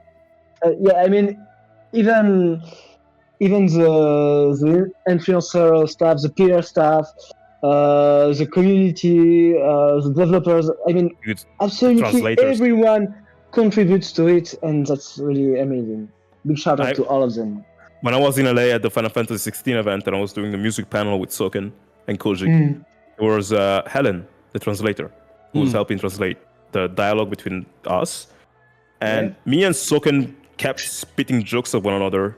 And and she had to translate all of that. And she translated them with such great care and enthusiasm and reenacting of the jokes that it was, I was like, wow, she's over delivering. And even I watched the replay on Twitch, and even the chat was like, give a raise to that woman, because she's the best. And there's no corners that are cut in these games. And when I work on games myself, like that's one thing I think about very often. I'm like, I don't want to be the weak link here. I don't want the music to be like the cut corner. I want to do the very best I can. So that the game is better for it. And I think at Square Enix, every single person who works on those games has that mentality, and that's why they come out as nice as they do. Obviously, I may be biased. I fucking love Square Enix games. That's my favorite game developer, but that's also the impression I got while talking to people there. You mentioned that jokes are really hard to translate sometimes. They're very difficult because there's context behind some of those jokes that doesn't translate automatically. Culture difference too. Yeah, it's rough. So kudos to literally every translator who makes that stuff work. Absolutely. But yeah, when we're talking about, we're saying so much positive stuff about developers and everything else. Sometimes we say negative stuff here. But that's when people are salty about like the game mechanics or something else, right? And that's just people who get really passionate will become critical as well over these little things. But once you go to these fan fests and you start interacting with people and you see all this stuff in person too, it's so easy to just like say, all right, anything that I said bad in the past, delete it, get rid of it. I don't ever Yeah. want to be critical about these people because of how. That's probably why Magic. I'm a casual player personally. Oh, okay. Because, you know, so I remember raiding back when the only thing we had was like the Binding Call of Bahamut, like 2013 or something. And I was like, I wasn't that good, I think. I kept dying. I played Monk. And some people were like, dude, you keep dying. Yeah. What the fuck is wrong with you? And I'm like, guys, I'm so sorry. I'm trying, but this is a game. Yeah. It's not a game. It's a job. That's what I'm like. Yeah. I don't think I can keep doing this. So that's kind of the moment I was like, yeah, I don't want to do this like to that level, because if I start thinking of this game as a job, then I can start to develop like negativity towards it. And of course, like the glory of beating Nile von Darnus Coil number 7 before everybody else does is like insanely epic. It's a crazy high, and I have all my respect for people who are able to do that. But personally, I'd rather not get that passionate, because I like games to be sort of like my safe place to just relax. That said, obviously games that are challenging are nice, but I understand what people get negative about Final Fantasy 14. It's all temporary negativity, right? It's all like just in the moment, like I'm upset because of, or at least most of it is. Some people get yeah, go ahead. Dude, if I was the type of person who does a boss 400 times just to get like the mount, and I get it on my 300 attempts, I would probably get fucking pissed at the game as well. So I get that. I just don't do it. Yeah. I mean, I love the PvE in this game. It's huge for me. What I mainly do is I go in and do the Savage content just over and over and over and over and over and over again. Yeah. And try to get people through that, because it's such a frustrating experience. But it does feel rewarding at the end of it, because you've figured out the puzzle and you've executed the puzzle to get there to the end. And I feel like at some point I'm gonna have like videos and talk about that stuff more, because I feel like it's an important conversation as well. But you don't have to be like really hardcore into the PvE to have such a passion and love for this game. Like literally, this podcast and interacting with the community is my favorite part of Final Fantasy 14. The game is great, but it's the platform to let me do the stuff I really love. Right? And so I always kind of treated it that way too. Sometimes I don't play as much Final Fantasy 14. I kind of have to be on the sideline. Like in the past when I had to work 80 hours a week, you know, and I'm like, well, I just get on and do what I can do and kind of struggle through it at that same point. Yeah. I mean, when my daughter was born, I made a statement. I was like, I'm done for like 6 months at least, right? I'm not touching Final Fantasy 14. I'm not doing any of this stuff. I have to completely step back. Which really sucked, because that was around the time DSR came out. Dragon Song Surprise was such a big moment, and so like I wasn't able to be as active with that piece of content. But my daughter was so much better than DSR. I think it's way more important than a Dragon Song Surprise, for sure. Like that's fair to assume. Yeah, it was my first child, and so it was like one of those things where it's like I don't know, dude. Even if it was like your 10th child, right? Right. Like.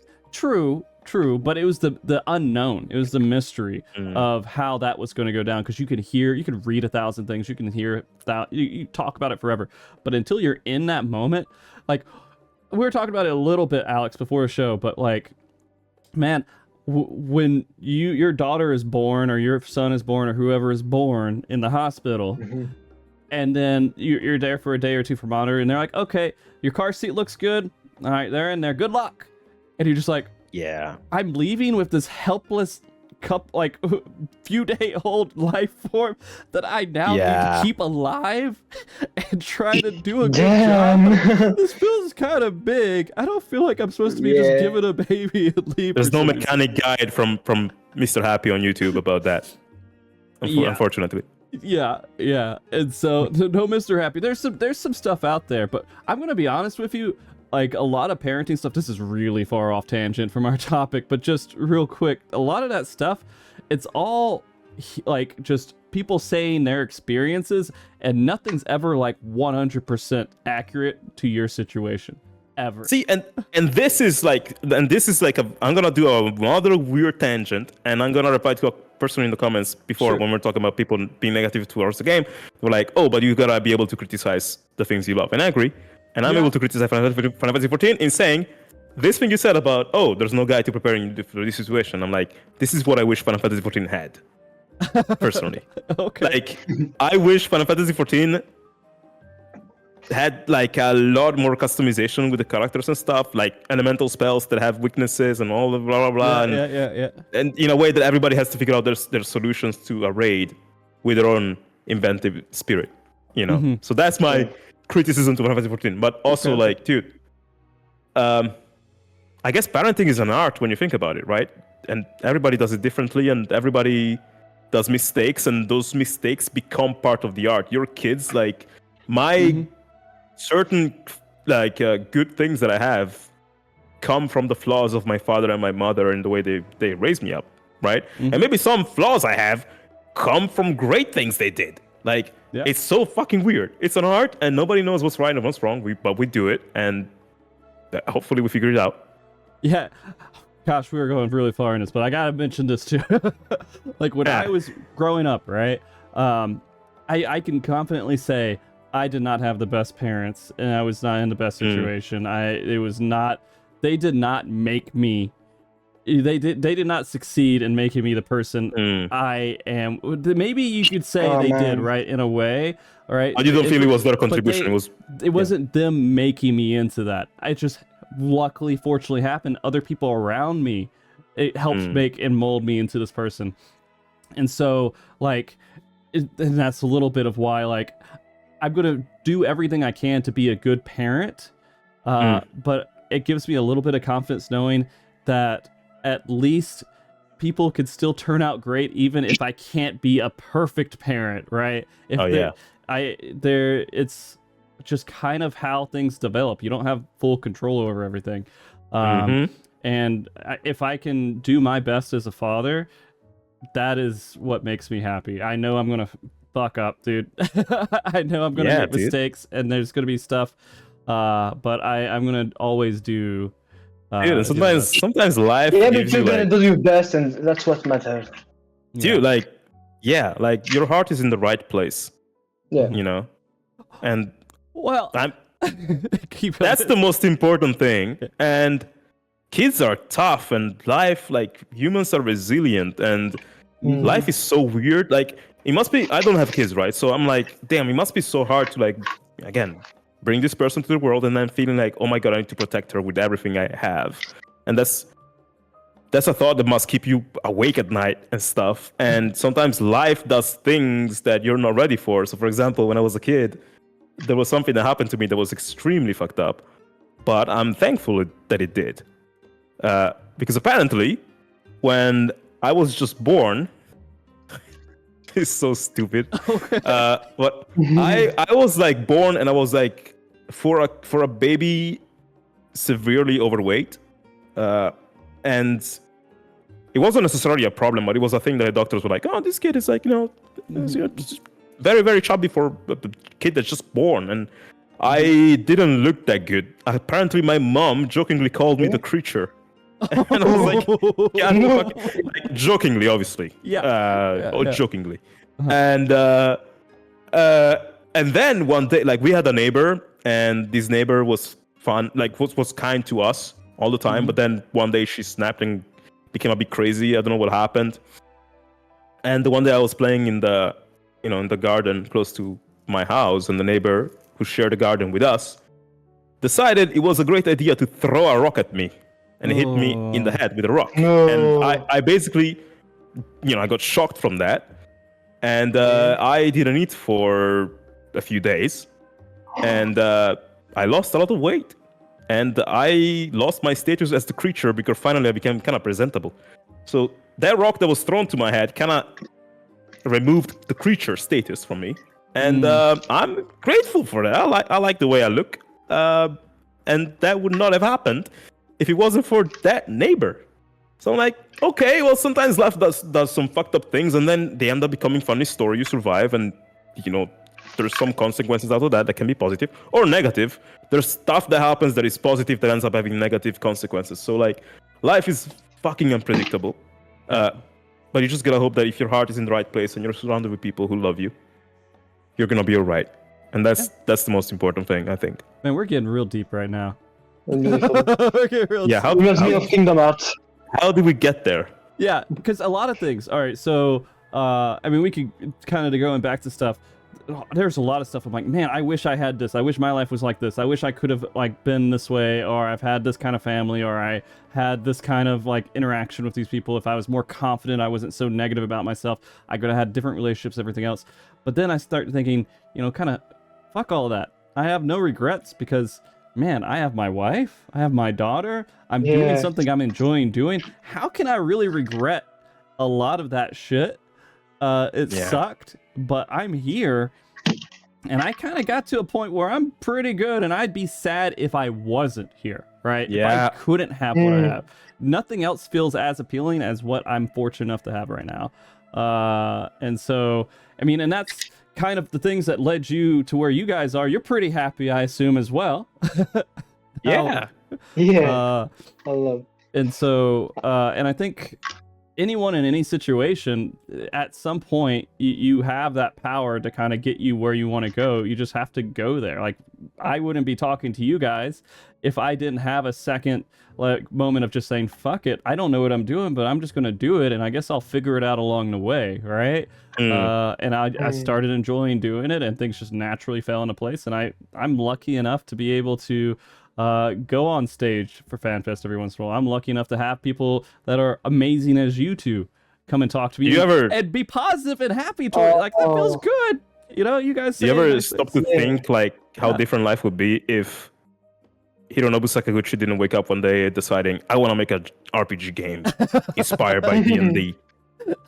Like Final Fantasy, the story of how Final Fantasy happened is so insane. Like, it's one of those things where he went against the current and he believed in himself with unwavering confidence. And he, like, wow, like, sometimes I'm like, wow, if that... Go ahead. If that game didn't happen, my life surely would be very different, and probably yours as well, right? Yeah, same. If that guy didn't wake up with that, like, unnatural confidence in an idea that hadn't really been tested that much, you know, like, so many lives would not have been changed by it. It's kind of profound how an action that you take can ripple so much through time and space, because, you know, we're talking about Japan in the 80s or something, or 90s. I don't even remember anymore. Yeah, it was in the 80s. Yeah. The 80s. Yeah, because it came out in 87 when I was born. And so that is a really good point, because literally one guy making a video game changed so many people's lives. It's insane. Just making that one video game had that huge ripple that has gone for like 30-something years now, right? Changing people's lives, what they do. They're letting them be happy in a very happy state. And I think that wasn't even his intention, right? No, he just wanted to make a video game. games because he loved it. Yeah. But I think it's an amazing thought, like how far our actions can go. At the same time, it's freaking scary too, because you're like, oh, I don't want to do something that's gonna, like, I don't know, impact other people negatively or whatever. And especially nowadays, like, we're so interconnected that having an impact in other people's lives is not only easy to do, but it's also easy to, like, see. And it can be kind of like, oh God, I don't want to, you know, you don't want to mess up or anything. But that's why I'm like, dude, like, your whole situation with the kid and like, oh, I want to make sure it's going to be right. I bet it's going to be right. She's surrounded with people she loves. And also the world is so interesting that she's going to surprise you in ways that sure you cannot predict. Oh, yeah. And it's both an amazing thought and a scary thought as heck as well. Yeah. Having this idea of, like, not being in control of the consequences, not of just your actions, but the actions of everybody else. It's like, God, Yeah, literally, all he did was do something that he wanted to do, and he was happy doing. And there we are, all of us now, right? Blossomed from this whole thing. We would be in completely different situations without that. And so I hope that inspires other people to do just what they want to do and see how that goes in the future for everyone else. Just literally being happy. Man, I think you can never go wrong with that. Like in life, I think there's two forces that can push you to action. One is fear and one is love. That's, in the simplest way, the way I see it. And we both know what those instincts feel like. Yeah. And I've never regretted doing something. Like, when you do stuff out of love, maybe it doesn't always go the way you want it to go, but like, dude, like, it's amazing to chase that. And when you do something out of fear, sometimes you just say stupid things or do stupid things. Mm-hmm. I think when I think about Final Fantasy and all the things that it taught me, probably that's the most important one. And my favorite character is Zack from Final Fantasy VII because he's the embodiment of this. Yeah. Man. God, we could talk about Final Fantasy VII for a while because that was a huge thing too. Crisis Core, absolutely amazing game. I know Husky's like going back and forth. we'll get him back. We'll get him back here. We've almost been going for like 2 hours now, dude. I didn't even think about that, but yeah, we're getting pretty late for you guys too. I would think, right? That's what happens when you get me and Husky together. Yeah. So wait, FF7 is your favorite? I don't know if I could say it's my favorite, but it was the most impactful Final Fantasy when I got into I got Final Fantasy VI, but I didn't really understand it as well when it came out, and I tried to play it and everything. Final Fantasy VII was a huge deal to me for very, very many reasons. I grew up very poor. My brother, fortunately... Oh, there you go. Welcome back. He is back. Yeah. I found my webcam! Yeah. There you go. Your brother? Yeah, my brother... I found my webcam. He bought and just died. Oh, wait. Oh, it died. Okay. Yeah, fuck. Wait, it's okay. Are you about to say your brother bought you Final Fantasy VII? And a PlayStation 1. And dude, that's literally what happened with my brothers. You really? That was my first Final Fantasy. Yeah. And that's, dude, what? That's so cool. He changed what the my hell? life literally by buying me, because I was in a horrible situation where I would never have a PlayStation, right? I never had money. My family was poor, but he fortunately had the ability to get me a PlayStation, got me Final Fantasy, and then when I saw that 3D cutscene, that was huge, man. Yeah, dude. 3D was like, whoa. And so, like, seeing the Final Fantasy VII cutscenes now, not so great, but back then it was like, this is revolutionary. It was like groundbreaking. Yeah. Did your brother know what the game was? Yeah, when he bought was it for familiar you? with Final Fantasy to a decent degree, right? But I don't think he knew how much of an impact it would make. So right? hear this. The reason why my brothers got Final Fantasy VII is because they liked mechs a lot, like mecha robots and stuff back in the days. Yeah. And they thought the Midgar on the back cover was a massive mech. Oh. And so it's like, oh yeah, a robot game, let's buy it.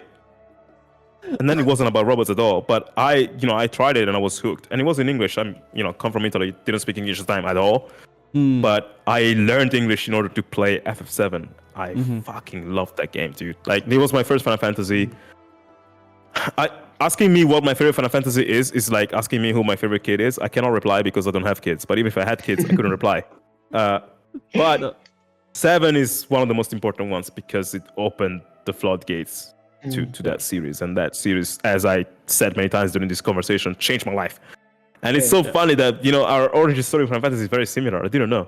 Yeah. It was huge for me because I got sucked into the story, right? And I'm sitting there, and for some reason, my eyes were able to decipher the graphics. Like, if I go back, it's really difficult now. But, like, being able to see all those amazing backgrounds, those backdrops, very emotional scenes throughout it. Like, I was attached to it. So it was the first Final Fantasy I beat. Right, that I got sucked into, and it was a part of everything. Going into Gold Saucer, man, going and flying around on an airship. You remember your reaction to the, spoiler scene at the end of the first CD? Hold on. Was that leaving? I can't remember how to, because there's 4 CDs. I can't remember which. The spoiler, the big spoiler of Final Fantasy VII. Which one was it? It was an Aerith, right? at that point, or it was Ares Of course in my it book? is. Oh, But was it? yeah. Was that the first? Yeah, disc? but we shall not speak of what happens. But yeah, Sure. that was the end of the first disc. Yeah, that was rough. Like, I was just like fucking torn. I was like, I found an enemy. I found literally a villain that I amazing. really wanted to defeat. It was important for me to actually come to a resolution with that, because that was such a big thing to me. And even today, this game story aged very well, and even what happens in the second half of the game is really deep. Yeah. And I cannot wait to see it in Rebirth. In the Rebirth. And that's funny because I'm also a Final Fantasy fan thanks to my brother. My brother was a big FF8 fan. And yeah, dude. He Wait, you have a brother? He tried, yeah, he's 15 years older than me. So he got FF9. He didn't like it, and he gave it to me. And I was like, I don't know, maybe 8 or 9 years old at this time. So FF9 was my very first Final Fantasy. But I was so bad at video games back then, and I never could beat some random monsters in the cave right before Blue Messiah, I think, before the end of Disc 1.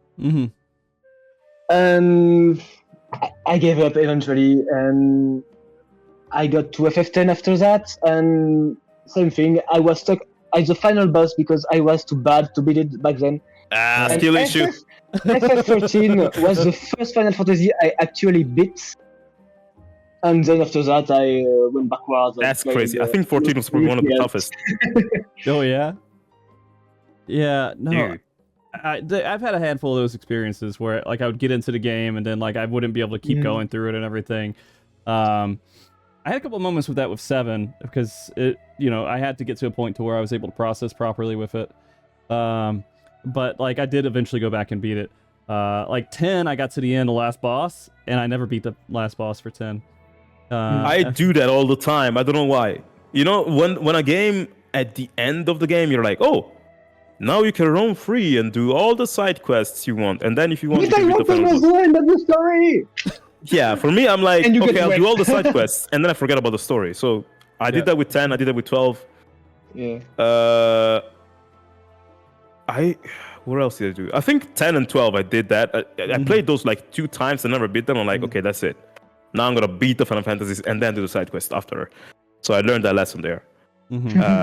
But I get what you're saying. It's interesting. We have so many things in common when it comes to like this series. Yeah. FF9, interestingly, I did not appreciate, like your brother Husky, because like I think what happened with Final Fantasy is this: like when Final Fantasy VII came out, that was a very, very, very, very, very, very like left turn for the series. It was the first really modern. Like 6 was kind of steam. I wouldn't call it steampunk. It was, how do you call it?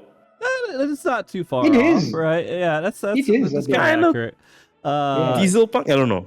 But Diesel punk, 7 sure. was the first where there was like modern, and I remember I did an interview with Uematsu, and I asked him about his experience working on Final Fantasy, and he told me that for the first 5 games he was like, I wouldn't say he had no idea what he was doing, but he was like struggling. By the time after Final Fantasy VI was done, he's like, okay, I got a solid grasp of how to write a fantasy score now. I can do it pretty well. And then they're like, the next Final Fantasy is modern. And he's like, what the fuck? I just learned how to do this. Well, and you guys just throw a wrench. Yeah, futuristic. And then they did that with 8 too. And then 9, they're like, let's go back. Yeah, so from 7, they were like, oh, settings, so that's why I love it. This is what happened. From 7, they're like, oh, okay, now there's a fandom who loves the modern Final Fantasy, so we need to have something modern in the future. So they started doing 8, but then they're like, oh, but there's also like the fandom who likes the older Final Fantasy, so let's do 9 for them. And then, what else? There was also Tactics on the side. So they had like these... went really.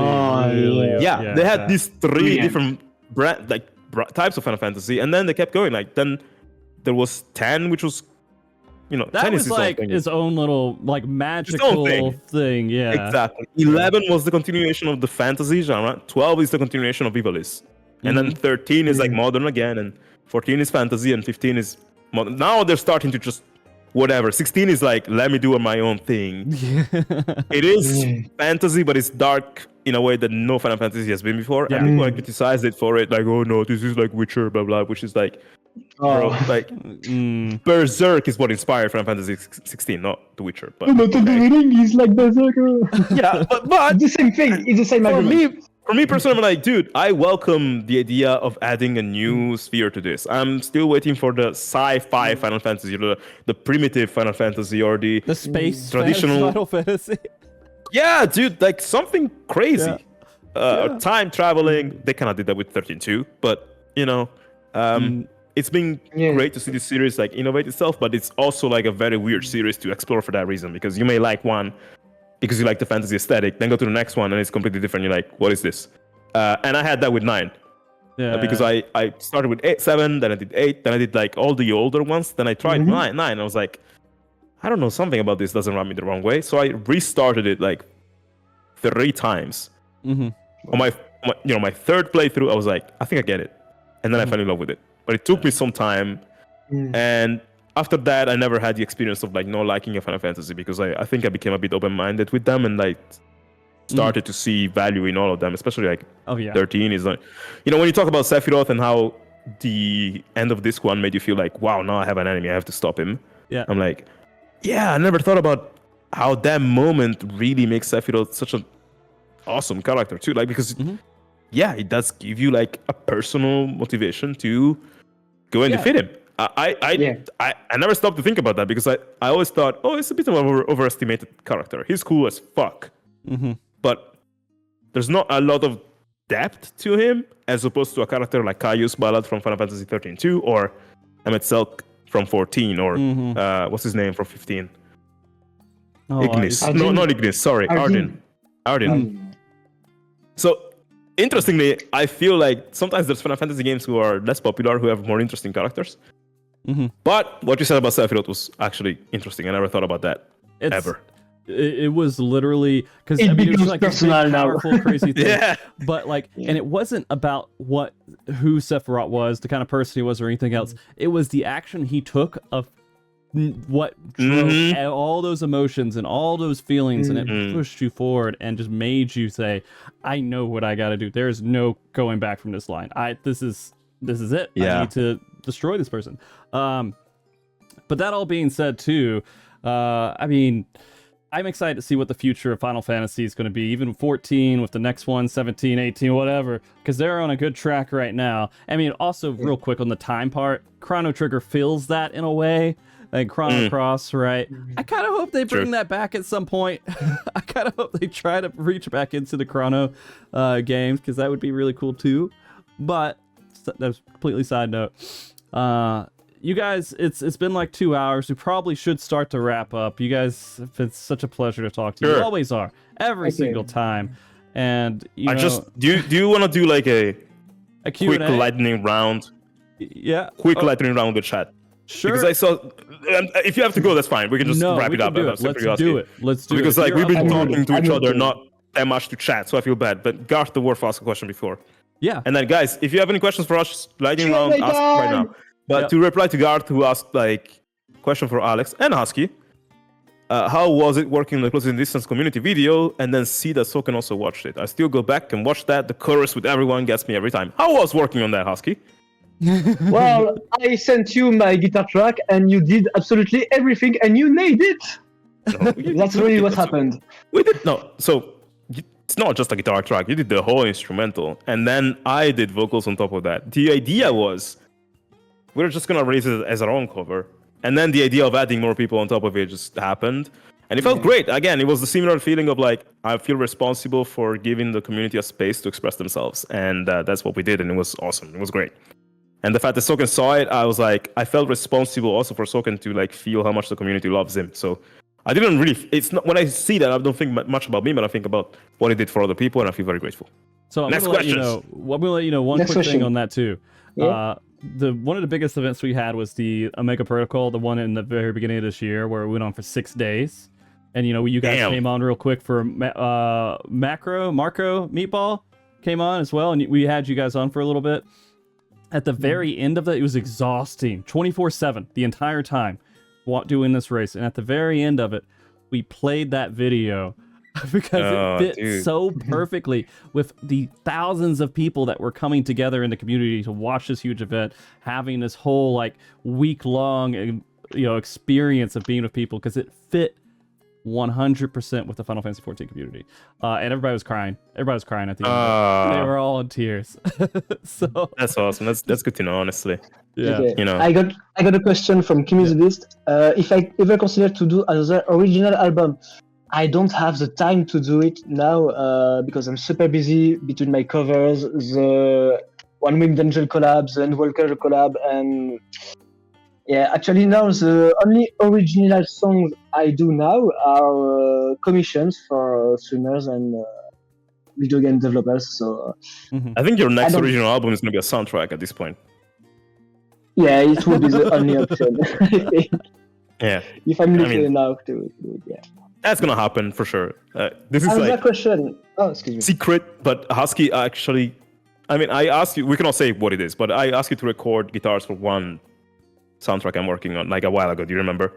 And I'm always on the lookout for excuses to add friends to like the stuff I'm doing, either as musicians or co-composers. So maybe we're gonna see your name on some of the soundtracks I'm doing. But I'd be excited to see you score a full soundtrack by yourself too. That'd be super cool. Thank you very much.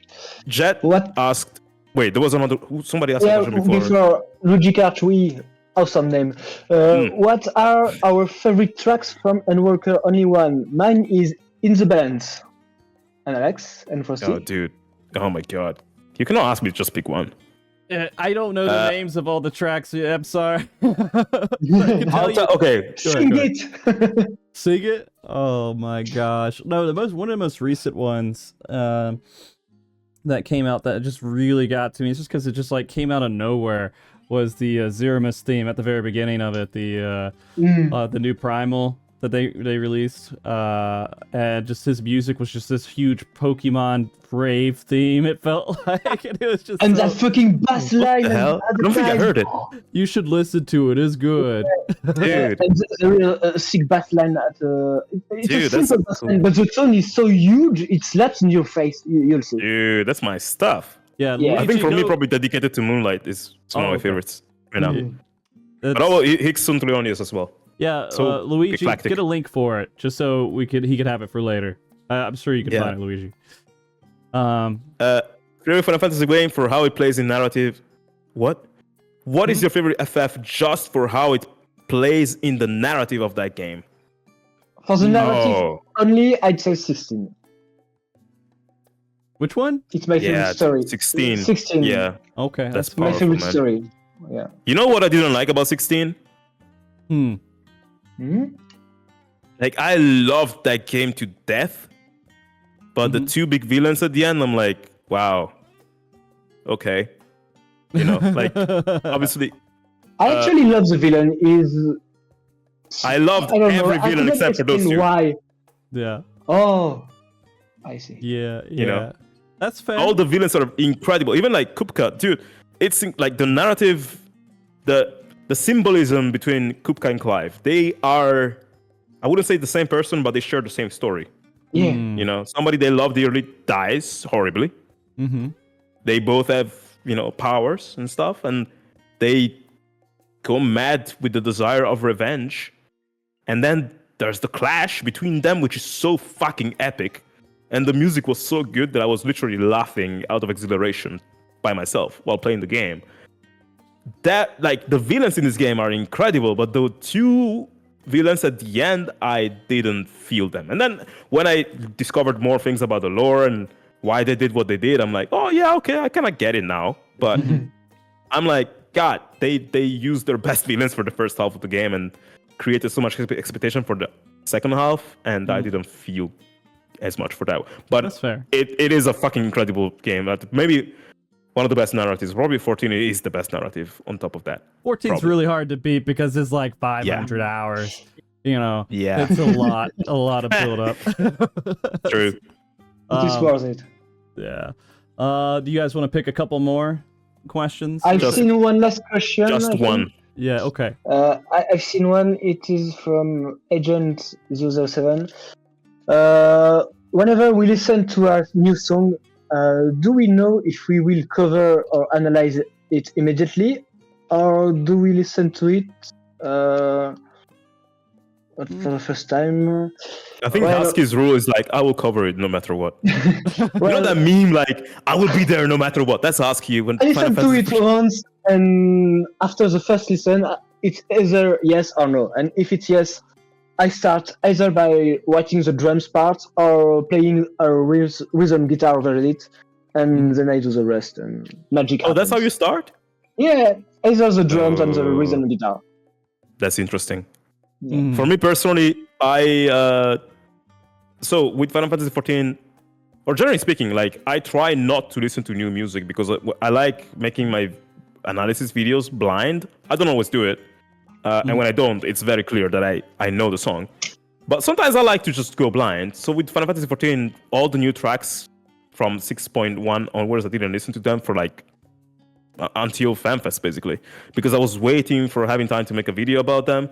Never had time because I'm making the soundtracks and stuff. There's no time to do anything else. So before FanFest, I just listened to all of them. And if there's a track that I already know, I will make a video about it if I think it's a track that it's interesting.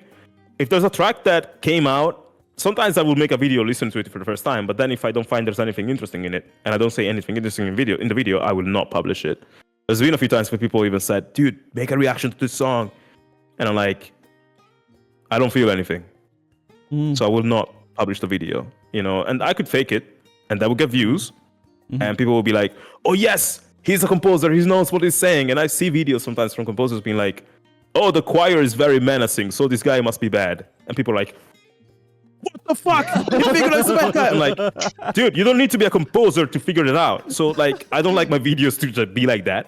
Okay. I like to have detail that other people could not arrive to and use that as an occasion to teach. And if a song doesn't allow me to do it, I will not publish a video about it. So that's kind of like my logic. And as for what to cover and what not to cover, I don't even know how that works. There's some songs where I'm like, this is too perfect. I would ruin it if I covered it. And there's some that I'm like, I can't escape it and I just want to do it and I will do it. There's one in particular that is like the landing from Final Fantasy VIII. I've loved that song ever since I was a kid. I waited 5 years before I covered it because I needed to get to the skill level where I could do a cover that pays it justice. I did the same for the Extreme. Oh yeah. Ah, dude, I believe that. FFXIV, and now you're doing one with Angel, so that's cool. You guys gotta, watch out for that. Yeah. It's gonna be great. Yeah, Anyway. like 8 years ago, people asked me what with Angel. I was like, no, I can feel it now. And yeah, now I have the skills to do it. And you have 200 people at your side helping you. So That's true. That's true. all right, I think it's time to let Frosty go back to his daughter. Yeah, that's fine. It's fine. But you guys have been again fantastic to come on, and thank you so much for doing it. Thank you for having us. I will find more excuses to get you guys just to come and talk about stuff, even if it's not about music. I just want to talk to you guys sometimes. I love it, man. Whenever. Yeah. That's always fun, honestly. And thank you, Chad, for the nice comments and for listening to us rant. And I hope that inspired you and made you feel good about yourselves. And keep being awesome. I hope you had a good time too. Yeah, keep being the amazing community you are because we were talking about the FanFest concert and I'm like, that would not have happened, especially if it wasn't for you guys. So I appreciate you all. And that's my piece. Follow Husky on his YouTube channel. Greatness coming. I had an amazing time tonight. Yeah, it's evening for us, so I had an amazing time tonight. You chat are so cool. Frosty, Alex, you are so cool, and Thank you. I don't know. I'm happy. I'm just happy, and I hope you all are happy too because we need to be happy. And FF14 is great, and play FF14. Yeah. I'm gonna put both your So Twitters to wrap here. up, Go ahead. to wrap up, yeah, you can find Alex and me on Twitter, on YouTube. I am also on Spotify and Patreon, and that's it. Yeah. I will hopefully be on your Nintendo Switches and your PlayStations and your computers on several games. And one that I can name drop is called Rift of the Necrodancer. Oh, okay. Check it out when it that's comes right. out. And that's all I can say. That's the only one I can talk about right now. People know. So Rift of the Necrodancer. Yeah. You're going to hear some bass there. So that's all. And That's thank you super guys for exciting. watching. Yeah. But click on those links I put in chat, guys. Follow them, and you'll have their YouTubes, I think, on both of their profiles there that you can click on as well. And just go down that rabbit hole of just making sure you have them followed everywhere you can follow them. Because these are two fantastic people, some of the most positive energies that are in the community. And I'm so excited to see where the next steps take you guys. One day, I'm going to look back at this and, it'd be almost like if I was talking to the people who are really well known for Final Fantasy tracks, that you guys are the next people like that. It's possible, right? Everyone's going to be looking at you. The inspiring video game composers, inspiring composers in general, will be looking to you guys for all the work that you've done over the years. So I see that in your futures, and I'm real excited. Same for you, it. dude. I think it's gonna be exciting for us to see where you take this and where your life takes you. Like, you were on your own adventure, and you're rediscovering yourself and the world through this new perspective. And you're always the awesome Frosty, and we love you and we appreciate you, and we're looking forward to see you blossom in what you will become in the future. So that's gonna be we will be watching, is what I'm saying. I'll be a dad in a basement with a podcast. That's great. That's great too. And that's all for the wholesome vibes. Now we can just stop all this happiness and be grumpy. Be grumpy, go back to bed. Yeah. No, I'm just kidding. Right. I have some music to make, and then I'll go to bed at 2 a.m. And I will just go to bed. Yeah. Talk to you guys next time then. Okay. Well, let's all say bye and wave, and we'll go to the transition, and we'll raid somebody here in a second. So hang tight. Bye, chat. Bye, everybody. See you later. Bye-bye.